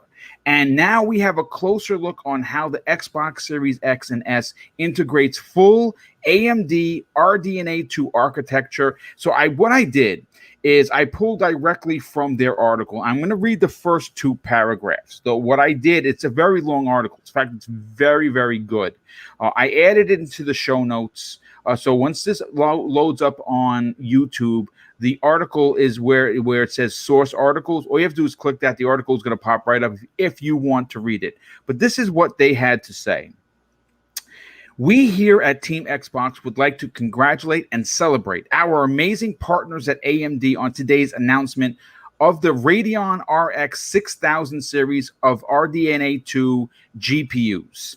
It was incredible to see AMD demonstrate the power and the potential that the new AMD RDNA2 architecture can deliver to gamers around the globe. AMD continues to be an industry leader in CPU and GPU innovations, bringing next-generation capabilities to the PC, console, and cloud.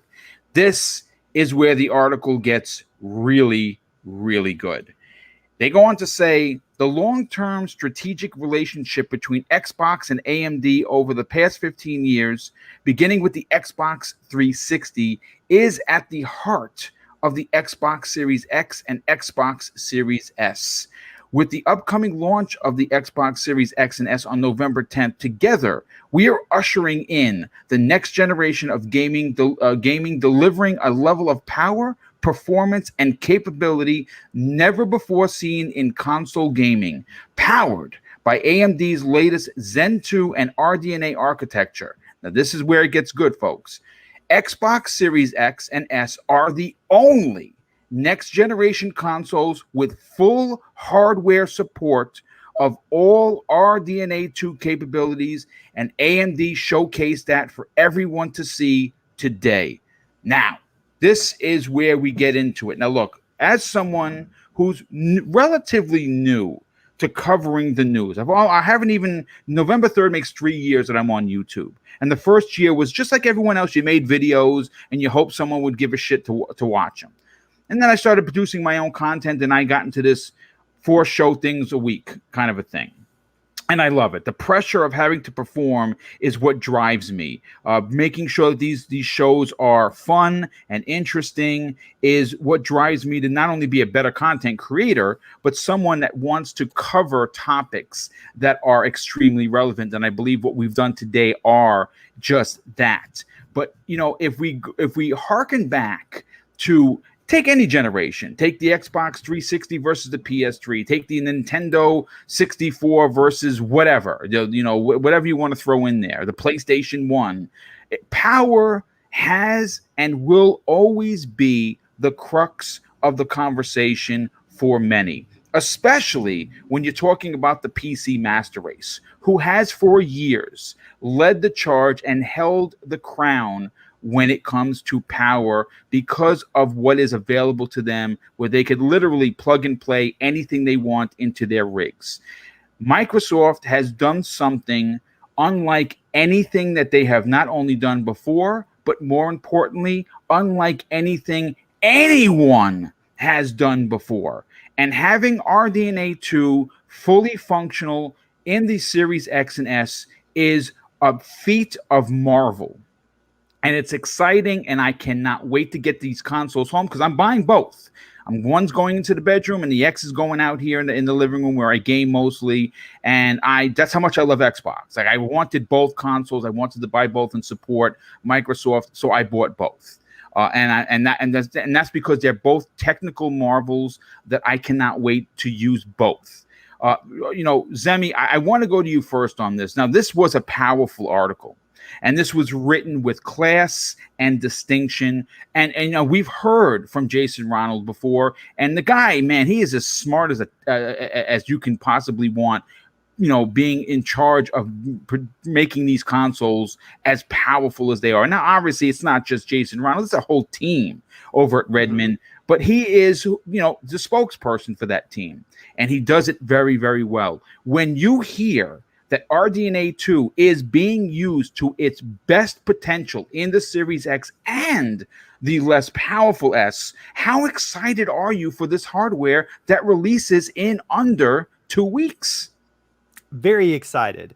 And I hate to shift it like this, but I am so excited for what AMD has been able to do, because it wasn't so far ago that they were the cheapest manufacturers kind of PC components, at least like mainstream PC components that people would make builds to play games with and stuff like that. But they were always significantly underpowered by Intel for their CPUs and Nvidia for their graphics cards. And in some ways, I kind of relate what AMD has done in their industry very closely to what Xbox has kind of done in its industry, using innovation to in some ways kind of become the top dog. I mean, AMD is just like they keep just blowing us out of the water with the new, PC components that they continue to come out with. And I absolutely adore AMD for that. But as far as R&D or RDNA2 in the Xbox console, I mean, this is a very historical moment, like it mentions in the article. This is really the first time that consoles are kind of somewhat on an even playing ground with PC. Of course, you can still get more out of a PC than you can, an Xbox console, but it's going to cost you a heck of a lot of money. It's going to cost you a heck of a lot of money just to get the same power as this $500 console. It's going to cost you even more to surpass that, of course. And, what really just kind of excites me is, of course, 4K gaming, more frame rates, but really, faster load times with these SSDs. It's exciting, but I think what is the most exciting part about this, at least to me, is this move that both these companies are doing, and PlayStation's doing it. It's a little bit less powerful than the Xbox. But what really excites me about this is that this is going to enable developers to do things that they never previously would, because they always had to make sure that, well, most of them had to make sure that their games were playable on the older hardware that these consoles were running. But now that's not really going to be an issue. So the amount of innovation and gameplay and design that we're going to see from next gen console or from next gen games, I think is going to be incredible. And out of all of the things, from the hardware, I think what excites me the most is the possibility that these game developers have to craft these new worlds and these interesting gameplay elements. That honestly is what excites me the most. And it's just things that I can't even imagine. Right. Of course, there's going to be changes. For instance, we've all played like Gears of War or Tomb Raider, where we're, sliding through like the cave as the game is loading, the background environments. And of course that, potentially, is going to change because, these SSDs can just load everything automatically. So you don't have to go through that short, kind of loading screen where you're crawling through a cave. But I think there's going to be even more than that. I think that gameplay is really, can be shifted a lot to accommodate, the new power of these, of the hardware. And that honestly is what really kind of just excites me the most. Don't get me wrong. I'm excited, for reduced load times, improved graphics and all that different stuff.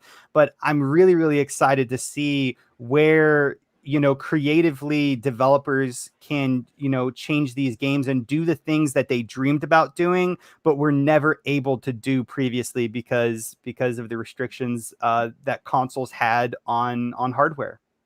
Yeah, I mean, listen, there is a lot to get excited about.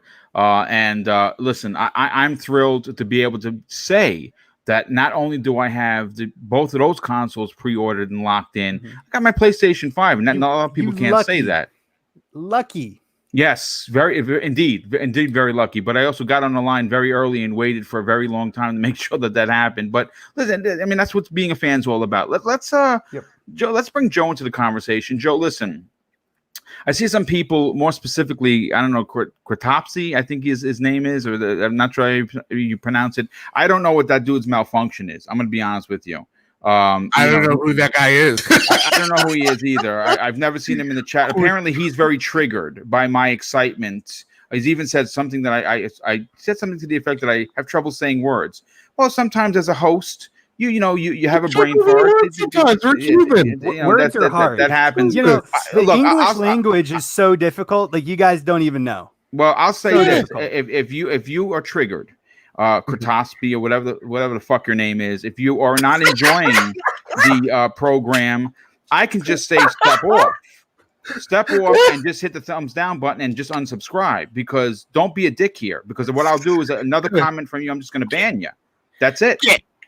So Mr. Badbit, listen, no one is here finger pointing at the PlayStation 5. What we are doing, and what I'm attempting to do, is celebrate what the Xbox team has been able to do with the Series X and the Series S. And we have confirmation that RDNA2 is in fact a big part of their journey. And it's great to hear and them come out and confirm that their design, their trophies, if you will, for the next generation start of Xbox are using a new technology, and no one else is doing that right now. Yeah. This is all. So, first off, words are hard. Okay, when you're hosting a show, you're moderating, you're checking the chat, reading, the super chats. God forbid you're gonna have a stutter here or there, or a misspeak, or even what I did right there. Right? Like, is that stutter? Yeah. So it happens. All right. We're not. Listen, we're not on podiums talking to big crowds. This is what it is. We're trying our best here, gang. Gosh dang, that's a yes. Stop. No, don't even waste any more time. And that guy's a troll. You know what? Yeah, that guy's a troll. Yeah. Don't even sweat I'm done, Mr. Mean Person. So I want to bring up a tweet that Dealer said, because real talk, I actually don't know much of Dealer, and I don't know much of tech, but Dealer seems like he knows both. He's one of he's the guy that I tune into to get tech, because he knows his stuff. And that's the impression I'm getting. And he's been right, I believe, since March on these things of like, listen, I'll just read the tweet. This is what I mean by Series X having all the features of RDNA2 in addition to the IPC improvements of new architecture. This is also where RDNA 1.5 comes from for PlayStation 5, not full RDNA 2 according to this. Both will be amazing, both highly custom. I see a lot of PlayStation fans going, well, actually, sir, our thing is RDNA 2, it's custom, and you wouldn't... Listen, take the L. It's fine. We obviously know the PlayStation 5 is nowhere near as powerful as the Xbox Series X. It's fine. It's great. Don't worry. You're going to get games still, everyone. You're going to have amazing first-party games just like you had on the PlayStation 4. It's going to be great. Don't worry. You're sweating the small stuff here. So, for me, this is awesome. This really goes to show Xbox really wanted to go the extra mile, and it seems like they really have in terms of tech, in terms of backwards compatibility. And what this really does spell is that when you're getting an Xbox Series X, and this may, I don't know, I may offend some here by saying this, when you're getting a Series X, you're getting pretty much at this point a PC.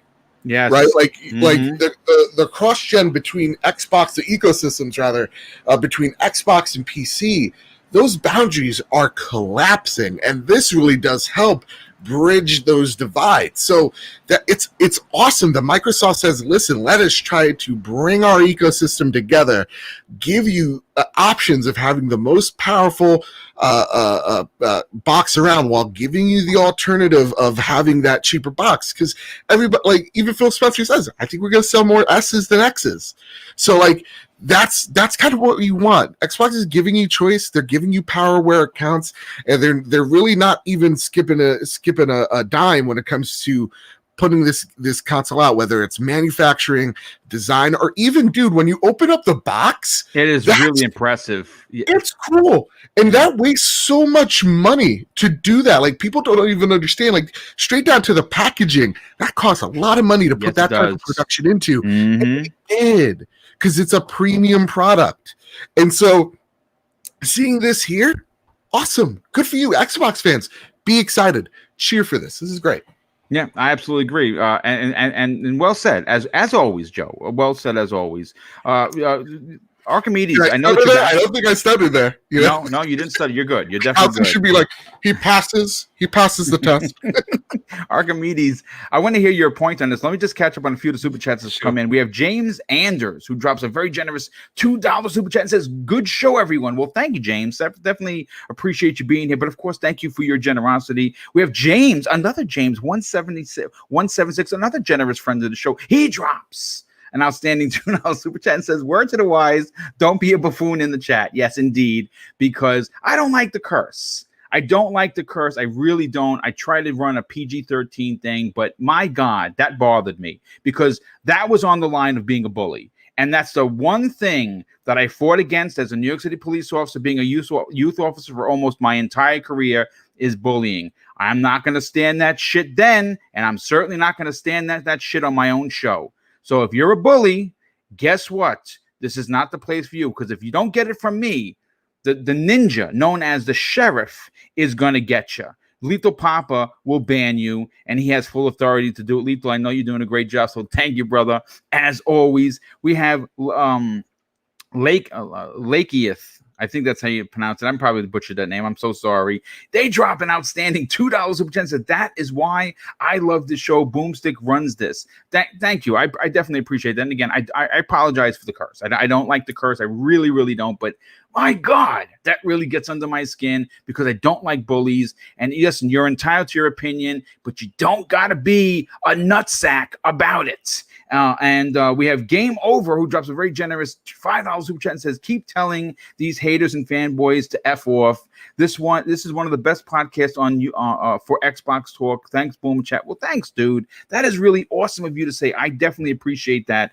But listen, Boxer Bear, you are someone that I turn to for tech, because this is why I push your videos as hard as I do. Besides, being brothers, I want to see you succeed. I want to see everybody on this panel succeed, and everyone has been making big strides.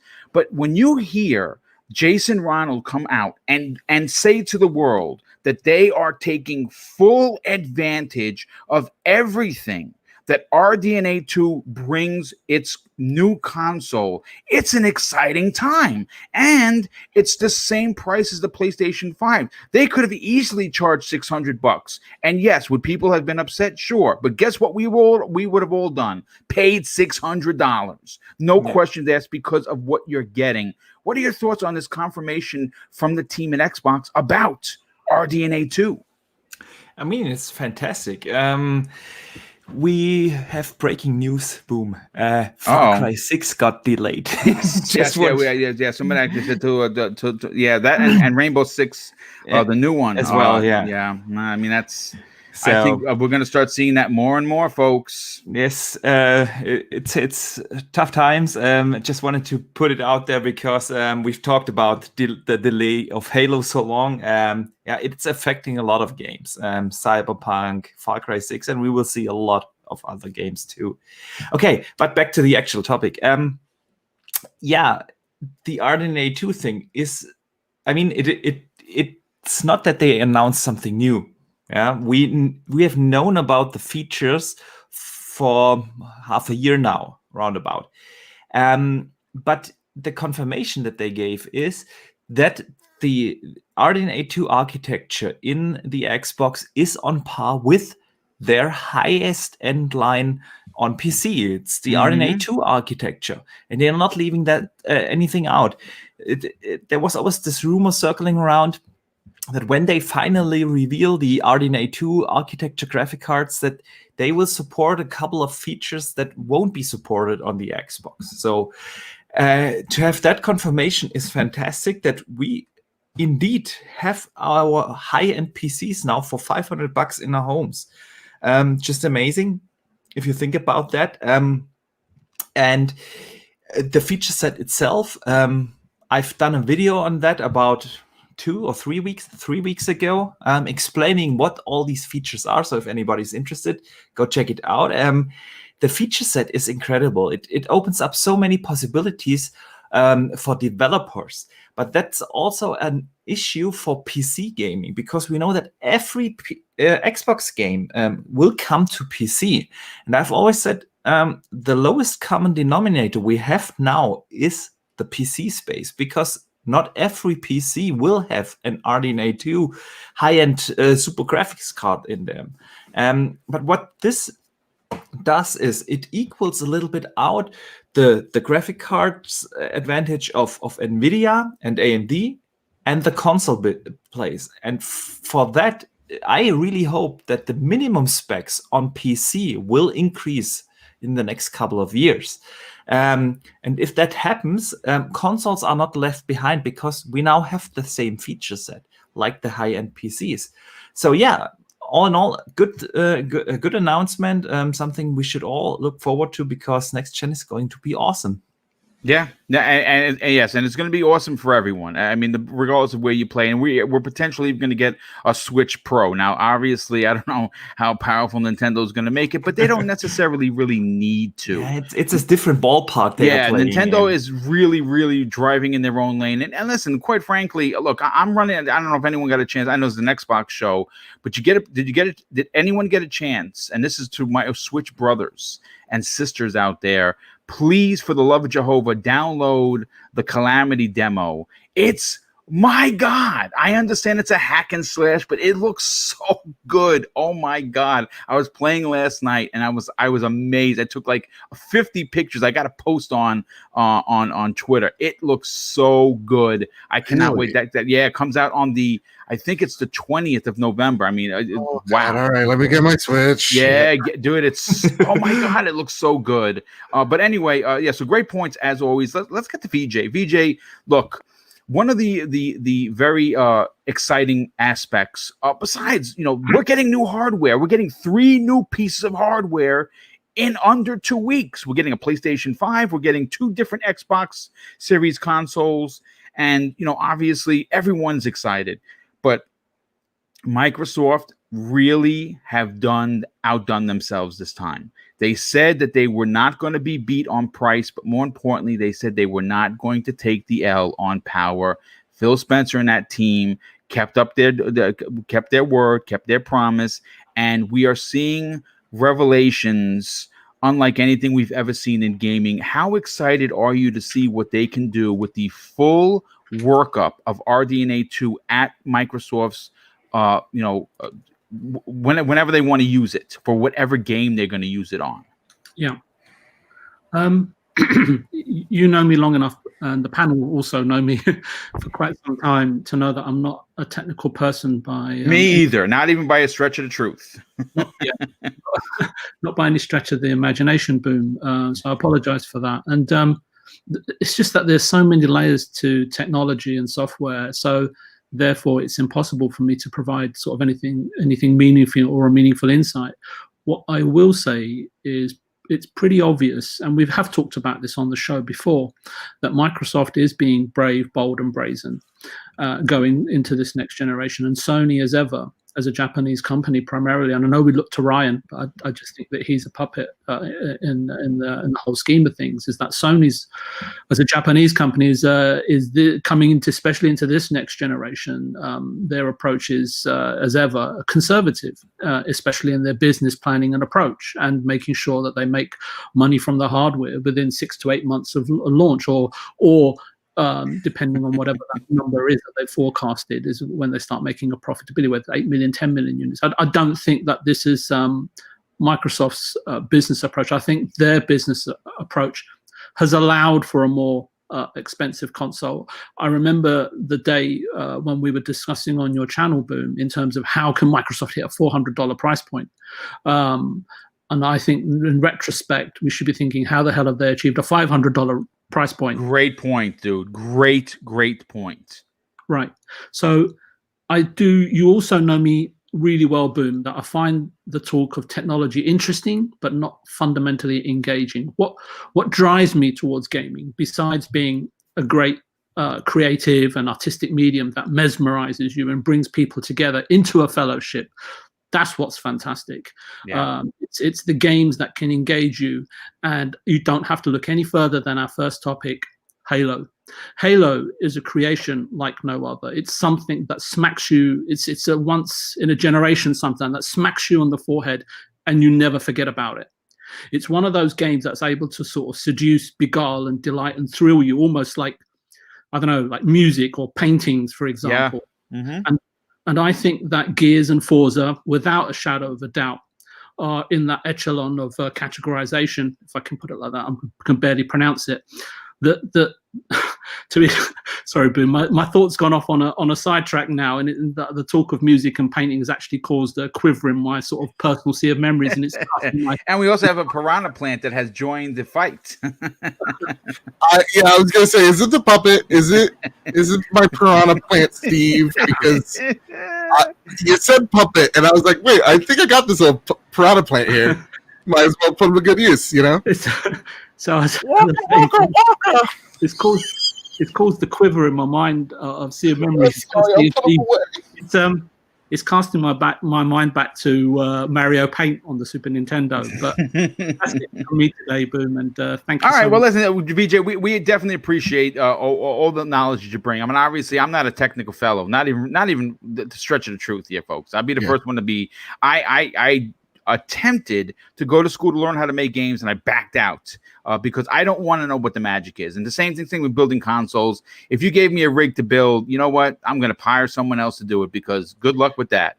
Also, I like what you said is like, how did they get this thing to be $500? That's a great point. Yeah, that is get this thing to be also like $299.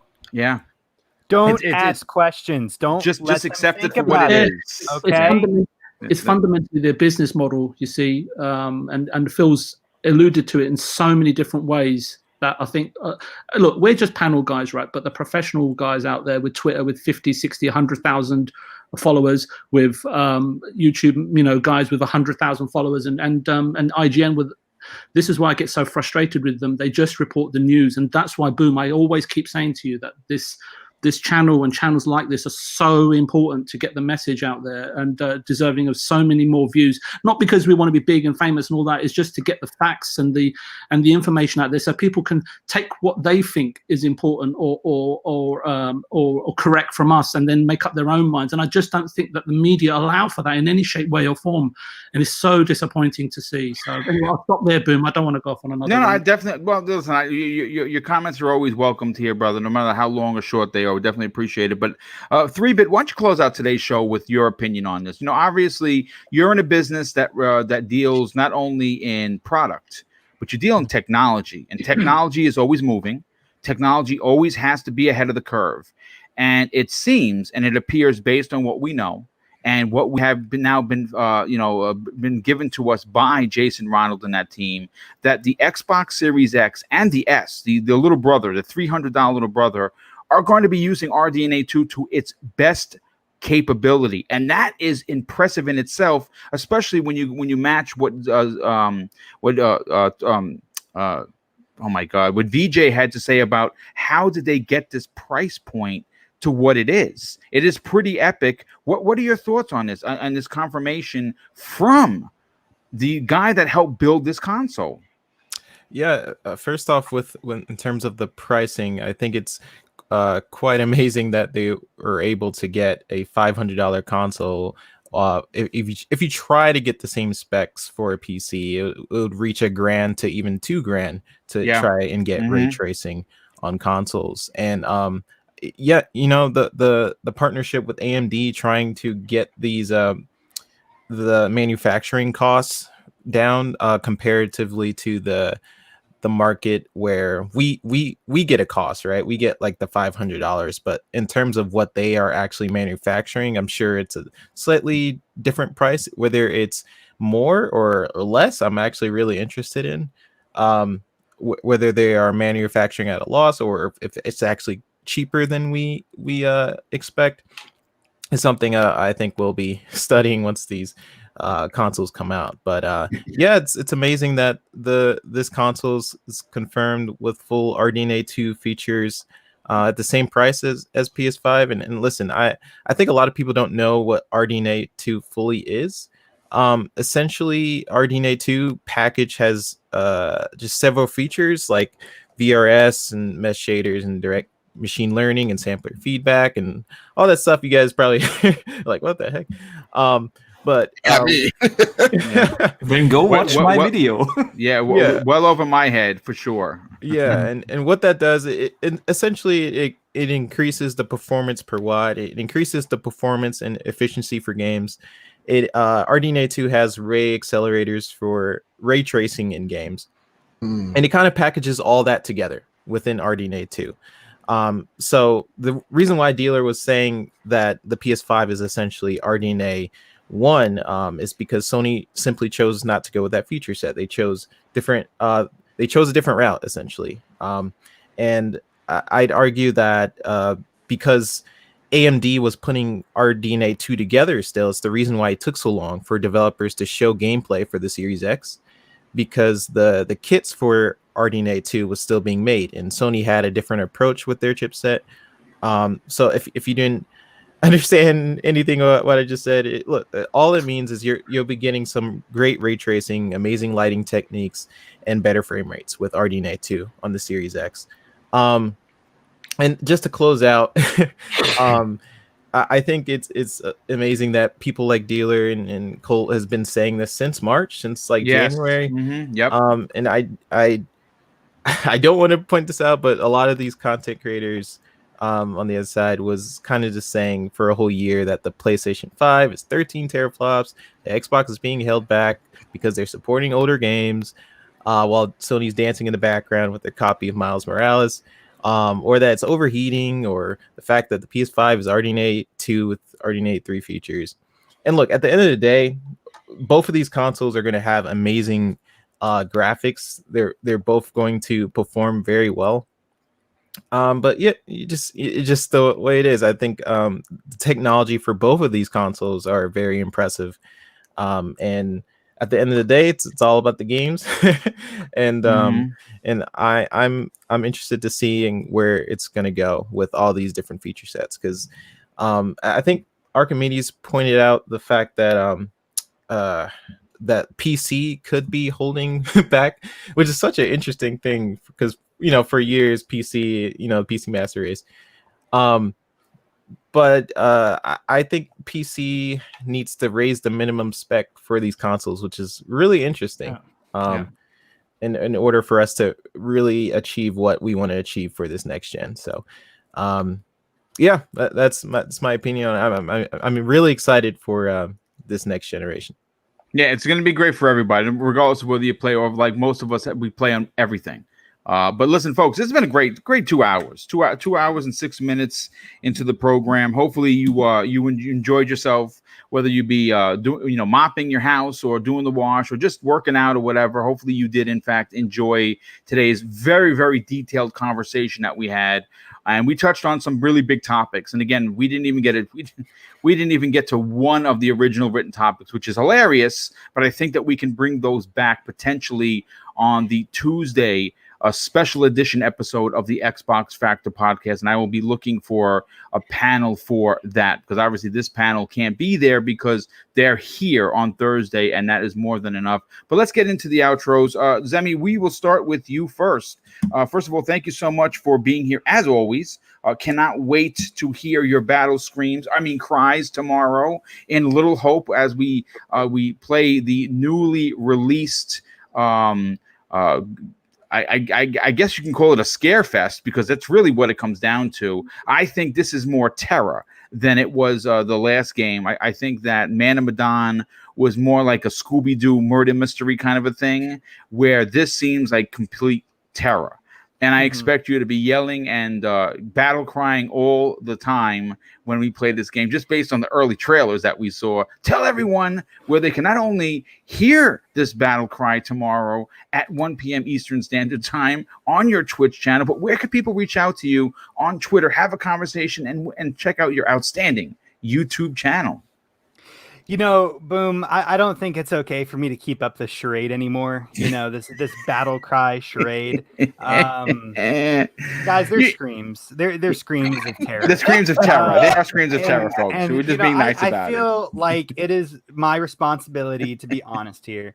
And I'm actually very terrified for tomorrow. Not really looking forward to it very much. I'm now, Boom, once again, you know, the rule still stands. You go through all the doors first, okay? And you don't leave me, okay? You've left me a couple of times on that ship in Man of Medan, and that can't happen in this upcoming game, okay? Because this looks awful. This looks like a bad day for Zimmy going forward tomorrow. But yeah, guys, I do have a YouTube channel. It's called Zimmy Games. I cover a bunch of gaming topics, and I do a bunch of tutorial videos for Xbox, and then also some walkthroughs for certain games. I also do gaming news and reviews over on that channel, and I do have a cooking channel that I've all but abandoned, and that's called Zimmy Eats. And I'm wanting to get back into it, and on that channel you can expect food reviews and cooking recipe videos and that sort of thing. On Twitter, you can follow me at Zimmy Games. And I say this during every show. I truly, honestly mean it. I absolutely love interacting with the community. And if you heard something on today's show that I said that you agree with, or even something that you disagree with, always feel free to throw me a DM. I love interacting with you guys and having conversations and learning different opinions. I think it really helps shape, personally, my own opinion about a lot of different topics. And I just think it's a great thing to do. And then I also have, unfortunately, a Twitch channel that's called Zimmy Games, and I will be on it tomorrow at 1 p.m. Eastern Standard Time with Mr. Boomstick to confront my nightmares and terrors and scream a lot. And if you guys want to watch that, just follow me on Twitter, and I will be tweeting out tomorrow right before we start with a link to join my Twitch. But yeah, Boom, I'm not too excited about tomorrow, but just carry me through it. I promise I will. And yes, it's Halloween, so I may throw a couple of tricks and treats your way leave you in the dust. Do you remember in Man of Medan, whenever I was like walking up to a table with a corpse nearby, and I was looking at something on the table that you told me to, and then like you were like, "Oh my God, Zimmy, do not move. The zombie has grabbed your leg." Man, I was freaking out. Yeah, he was. I pulled his leg a couple of times just for fun. But Joe, let's get you on that here, Joe. Obviously, you have some stuff going on. You rebranded the trophy room. The new intro is incredible. The work of that gentleman who has worked with me, and I will be debuting the new opening for the Xbox Factor podcast on the 10th. That's right, on November 10th. The launch of the Series X means you're going to get a launch of the new trailer, the new opening, I should say, for this program. It's amazing. I cannot wait to share that with everyone. Tell everyone about what the trophy room is. What could people expect when they come there, and where could people follow you, potentially getting you past 2,000 subs? 2,000 subs, 2,000 followers on Twitter. On Twitter, you say? You can't see it. I got it. I'm downloading it. It's literally at like 6% battery. I put it in the drawer. I was like, I don't know if I'm going to touch my switches here.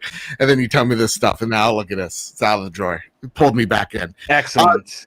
You can follow me. First off, this week is our rebrand, and we're rolling everything out this week into next week, where you can see some really, really cool videos coming your way over at the Trophy Room of PlayStation show on YouTube.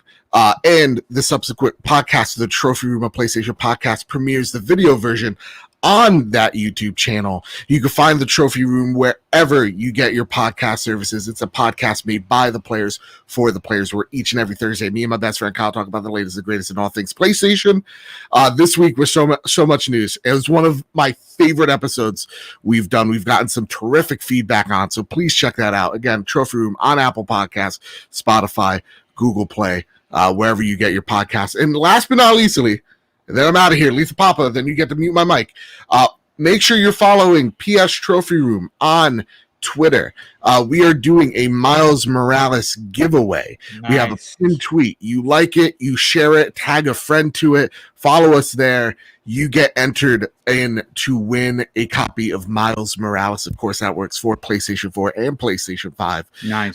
And yeah, it helps the show grow, helps the Twitter grow, and all that stuff. So yeah, that's it. That's it. That's all I got. No, thanks for being here as always. Definitely appreciate that. I love everybody on this whole panel. VJ, and we love you too, Joe. Thank you very much, brother. Ark. Thank you as always, brother. Thank you. And let's get Archimedes. Archimedes, you've been putting out some absolutely outstanding content, and your videos not only are getting better, but the production value has gone through the roof. I see why they take you 8 hours to do. There's no doubt about that. Tell everyone where they can check out your outstanding content, but more importantly, follow you on all forms of social media. Well, thank you so much for the compliment, and thanks for having me on the show. It was, as always, a pleasure with all of you. Yeah, you can find my channel, which has surpassed a fantastic milestone this week with 2,000 Nice. subs. Yeah, I'm really, really happy about that, and I want to take the opportunity to thank everyone who subscribed to the channel already and supported me there. It's been a fantastic journey this year, leading up to the launch, and yeah, with the new consoles coming, I got a lot of fantastic videos planned, or I hope at least that they turn out fantastic. Yeah. So, and if you're interested in my kind of content, check out my channel at Boxenberger. It's not a news channel per se. It's more a commentary video game channel. I upload 1 or 2 videos per week where I discuss a certain topic of the video game industry. I sometimes got the comments that people enjoy my content because it's I talk about different stuff than the other channels. So yeah, definitely check that out. And you can also find me on Twitter, Xbox Live, PlayStation Network, at Boxenberger everywhere. And just hit me up and let's talk games.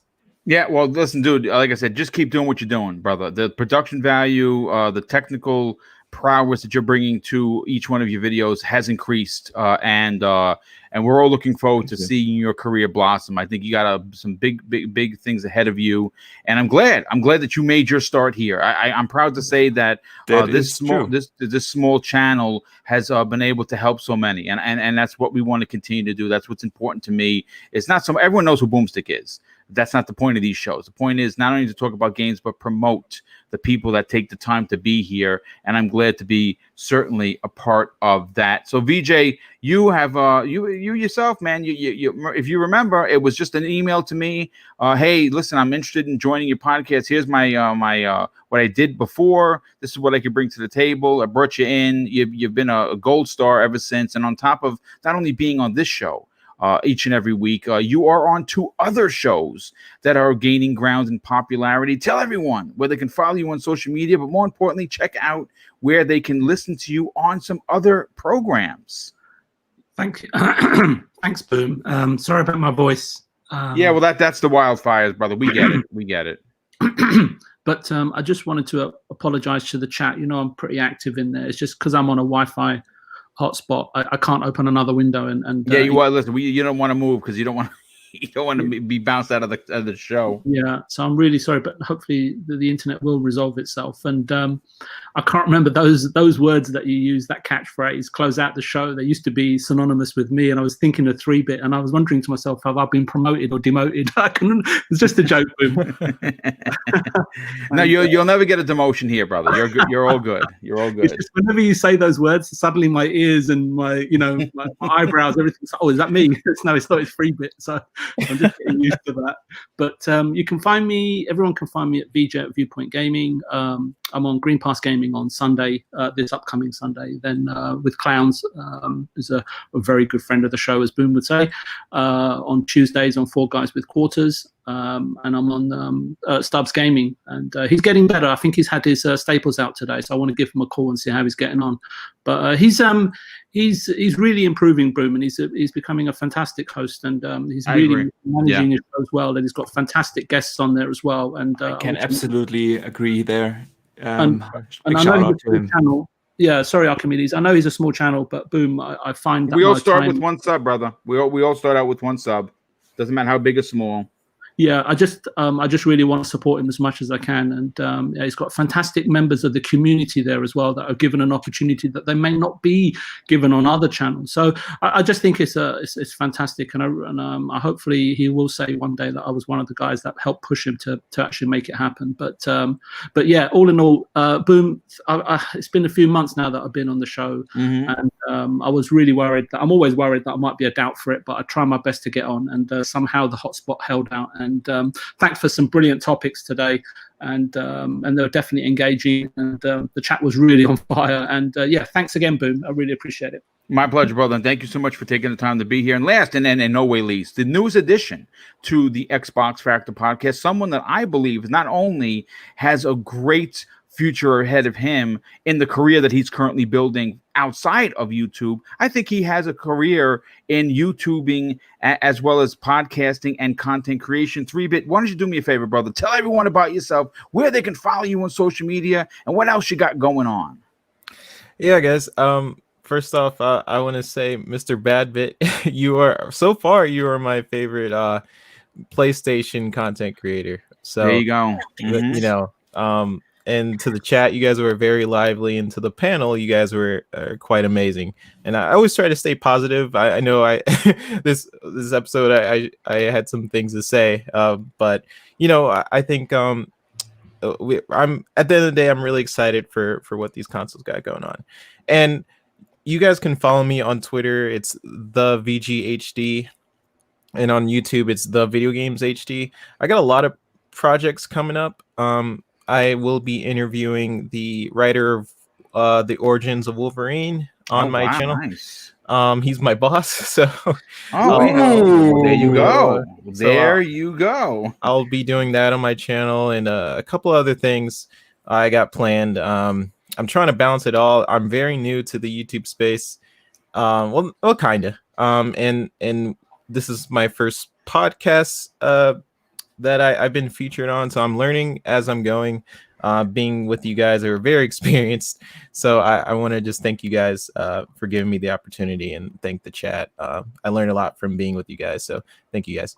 Oh, thank you, brother. I'm glad that you're here. Glad that I reached out to you, and here we are, a full podcast with a lot of big opinions and a lot of talent behind it, folks. Before we get on out of here, 3 super chats came in. I want to catch up. Viper XT, very generous friend of the show. He drops an outstanding $5 super chat. Says Microsoft has provided the tech. Now they just need to deliver and take advantage of it. Yes, and all of those games that we've been asking for, they're coming. And I think we're going to be very surprised. As a matter of fact, keep your ears and eyes peeled for November 9th. I'm calling it now. I think we're going to get gameplay of Hellblade 2. I don't have that confirmed. It's just my gut feeling. I know I have heard that trailer is done.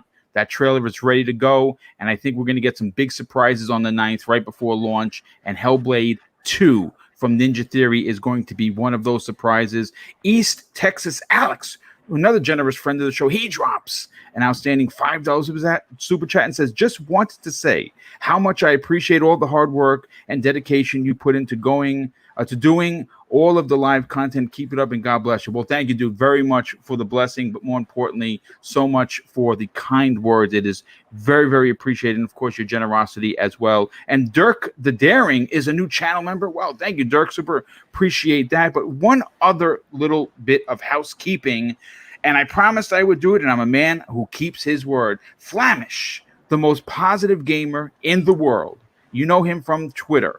He has a podcast, and he is doing a charity stream on Saturday, which is October 31st, and that's Halloween. And he says on Twitter that this Saturday, the 31st of October, I'll be doing a live stream on YouTube.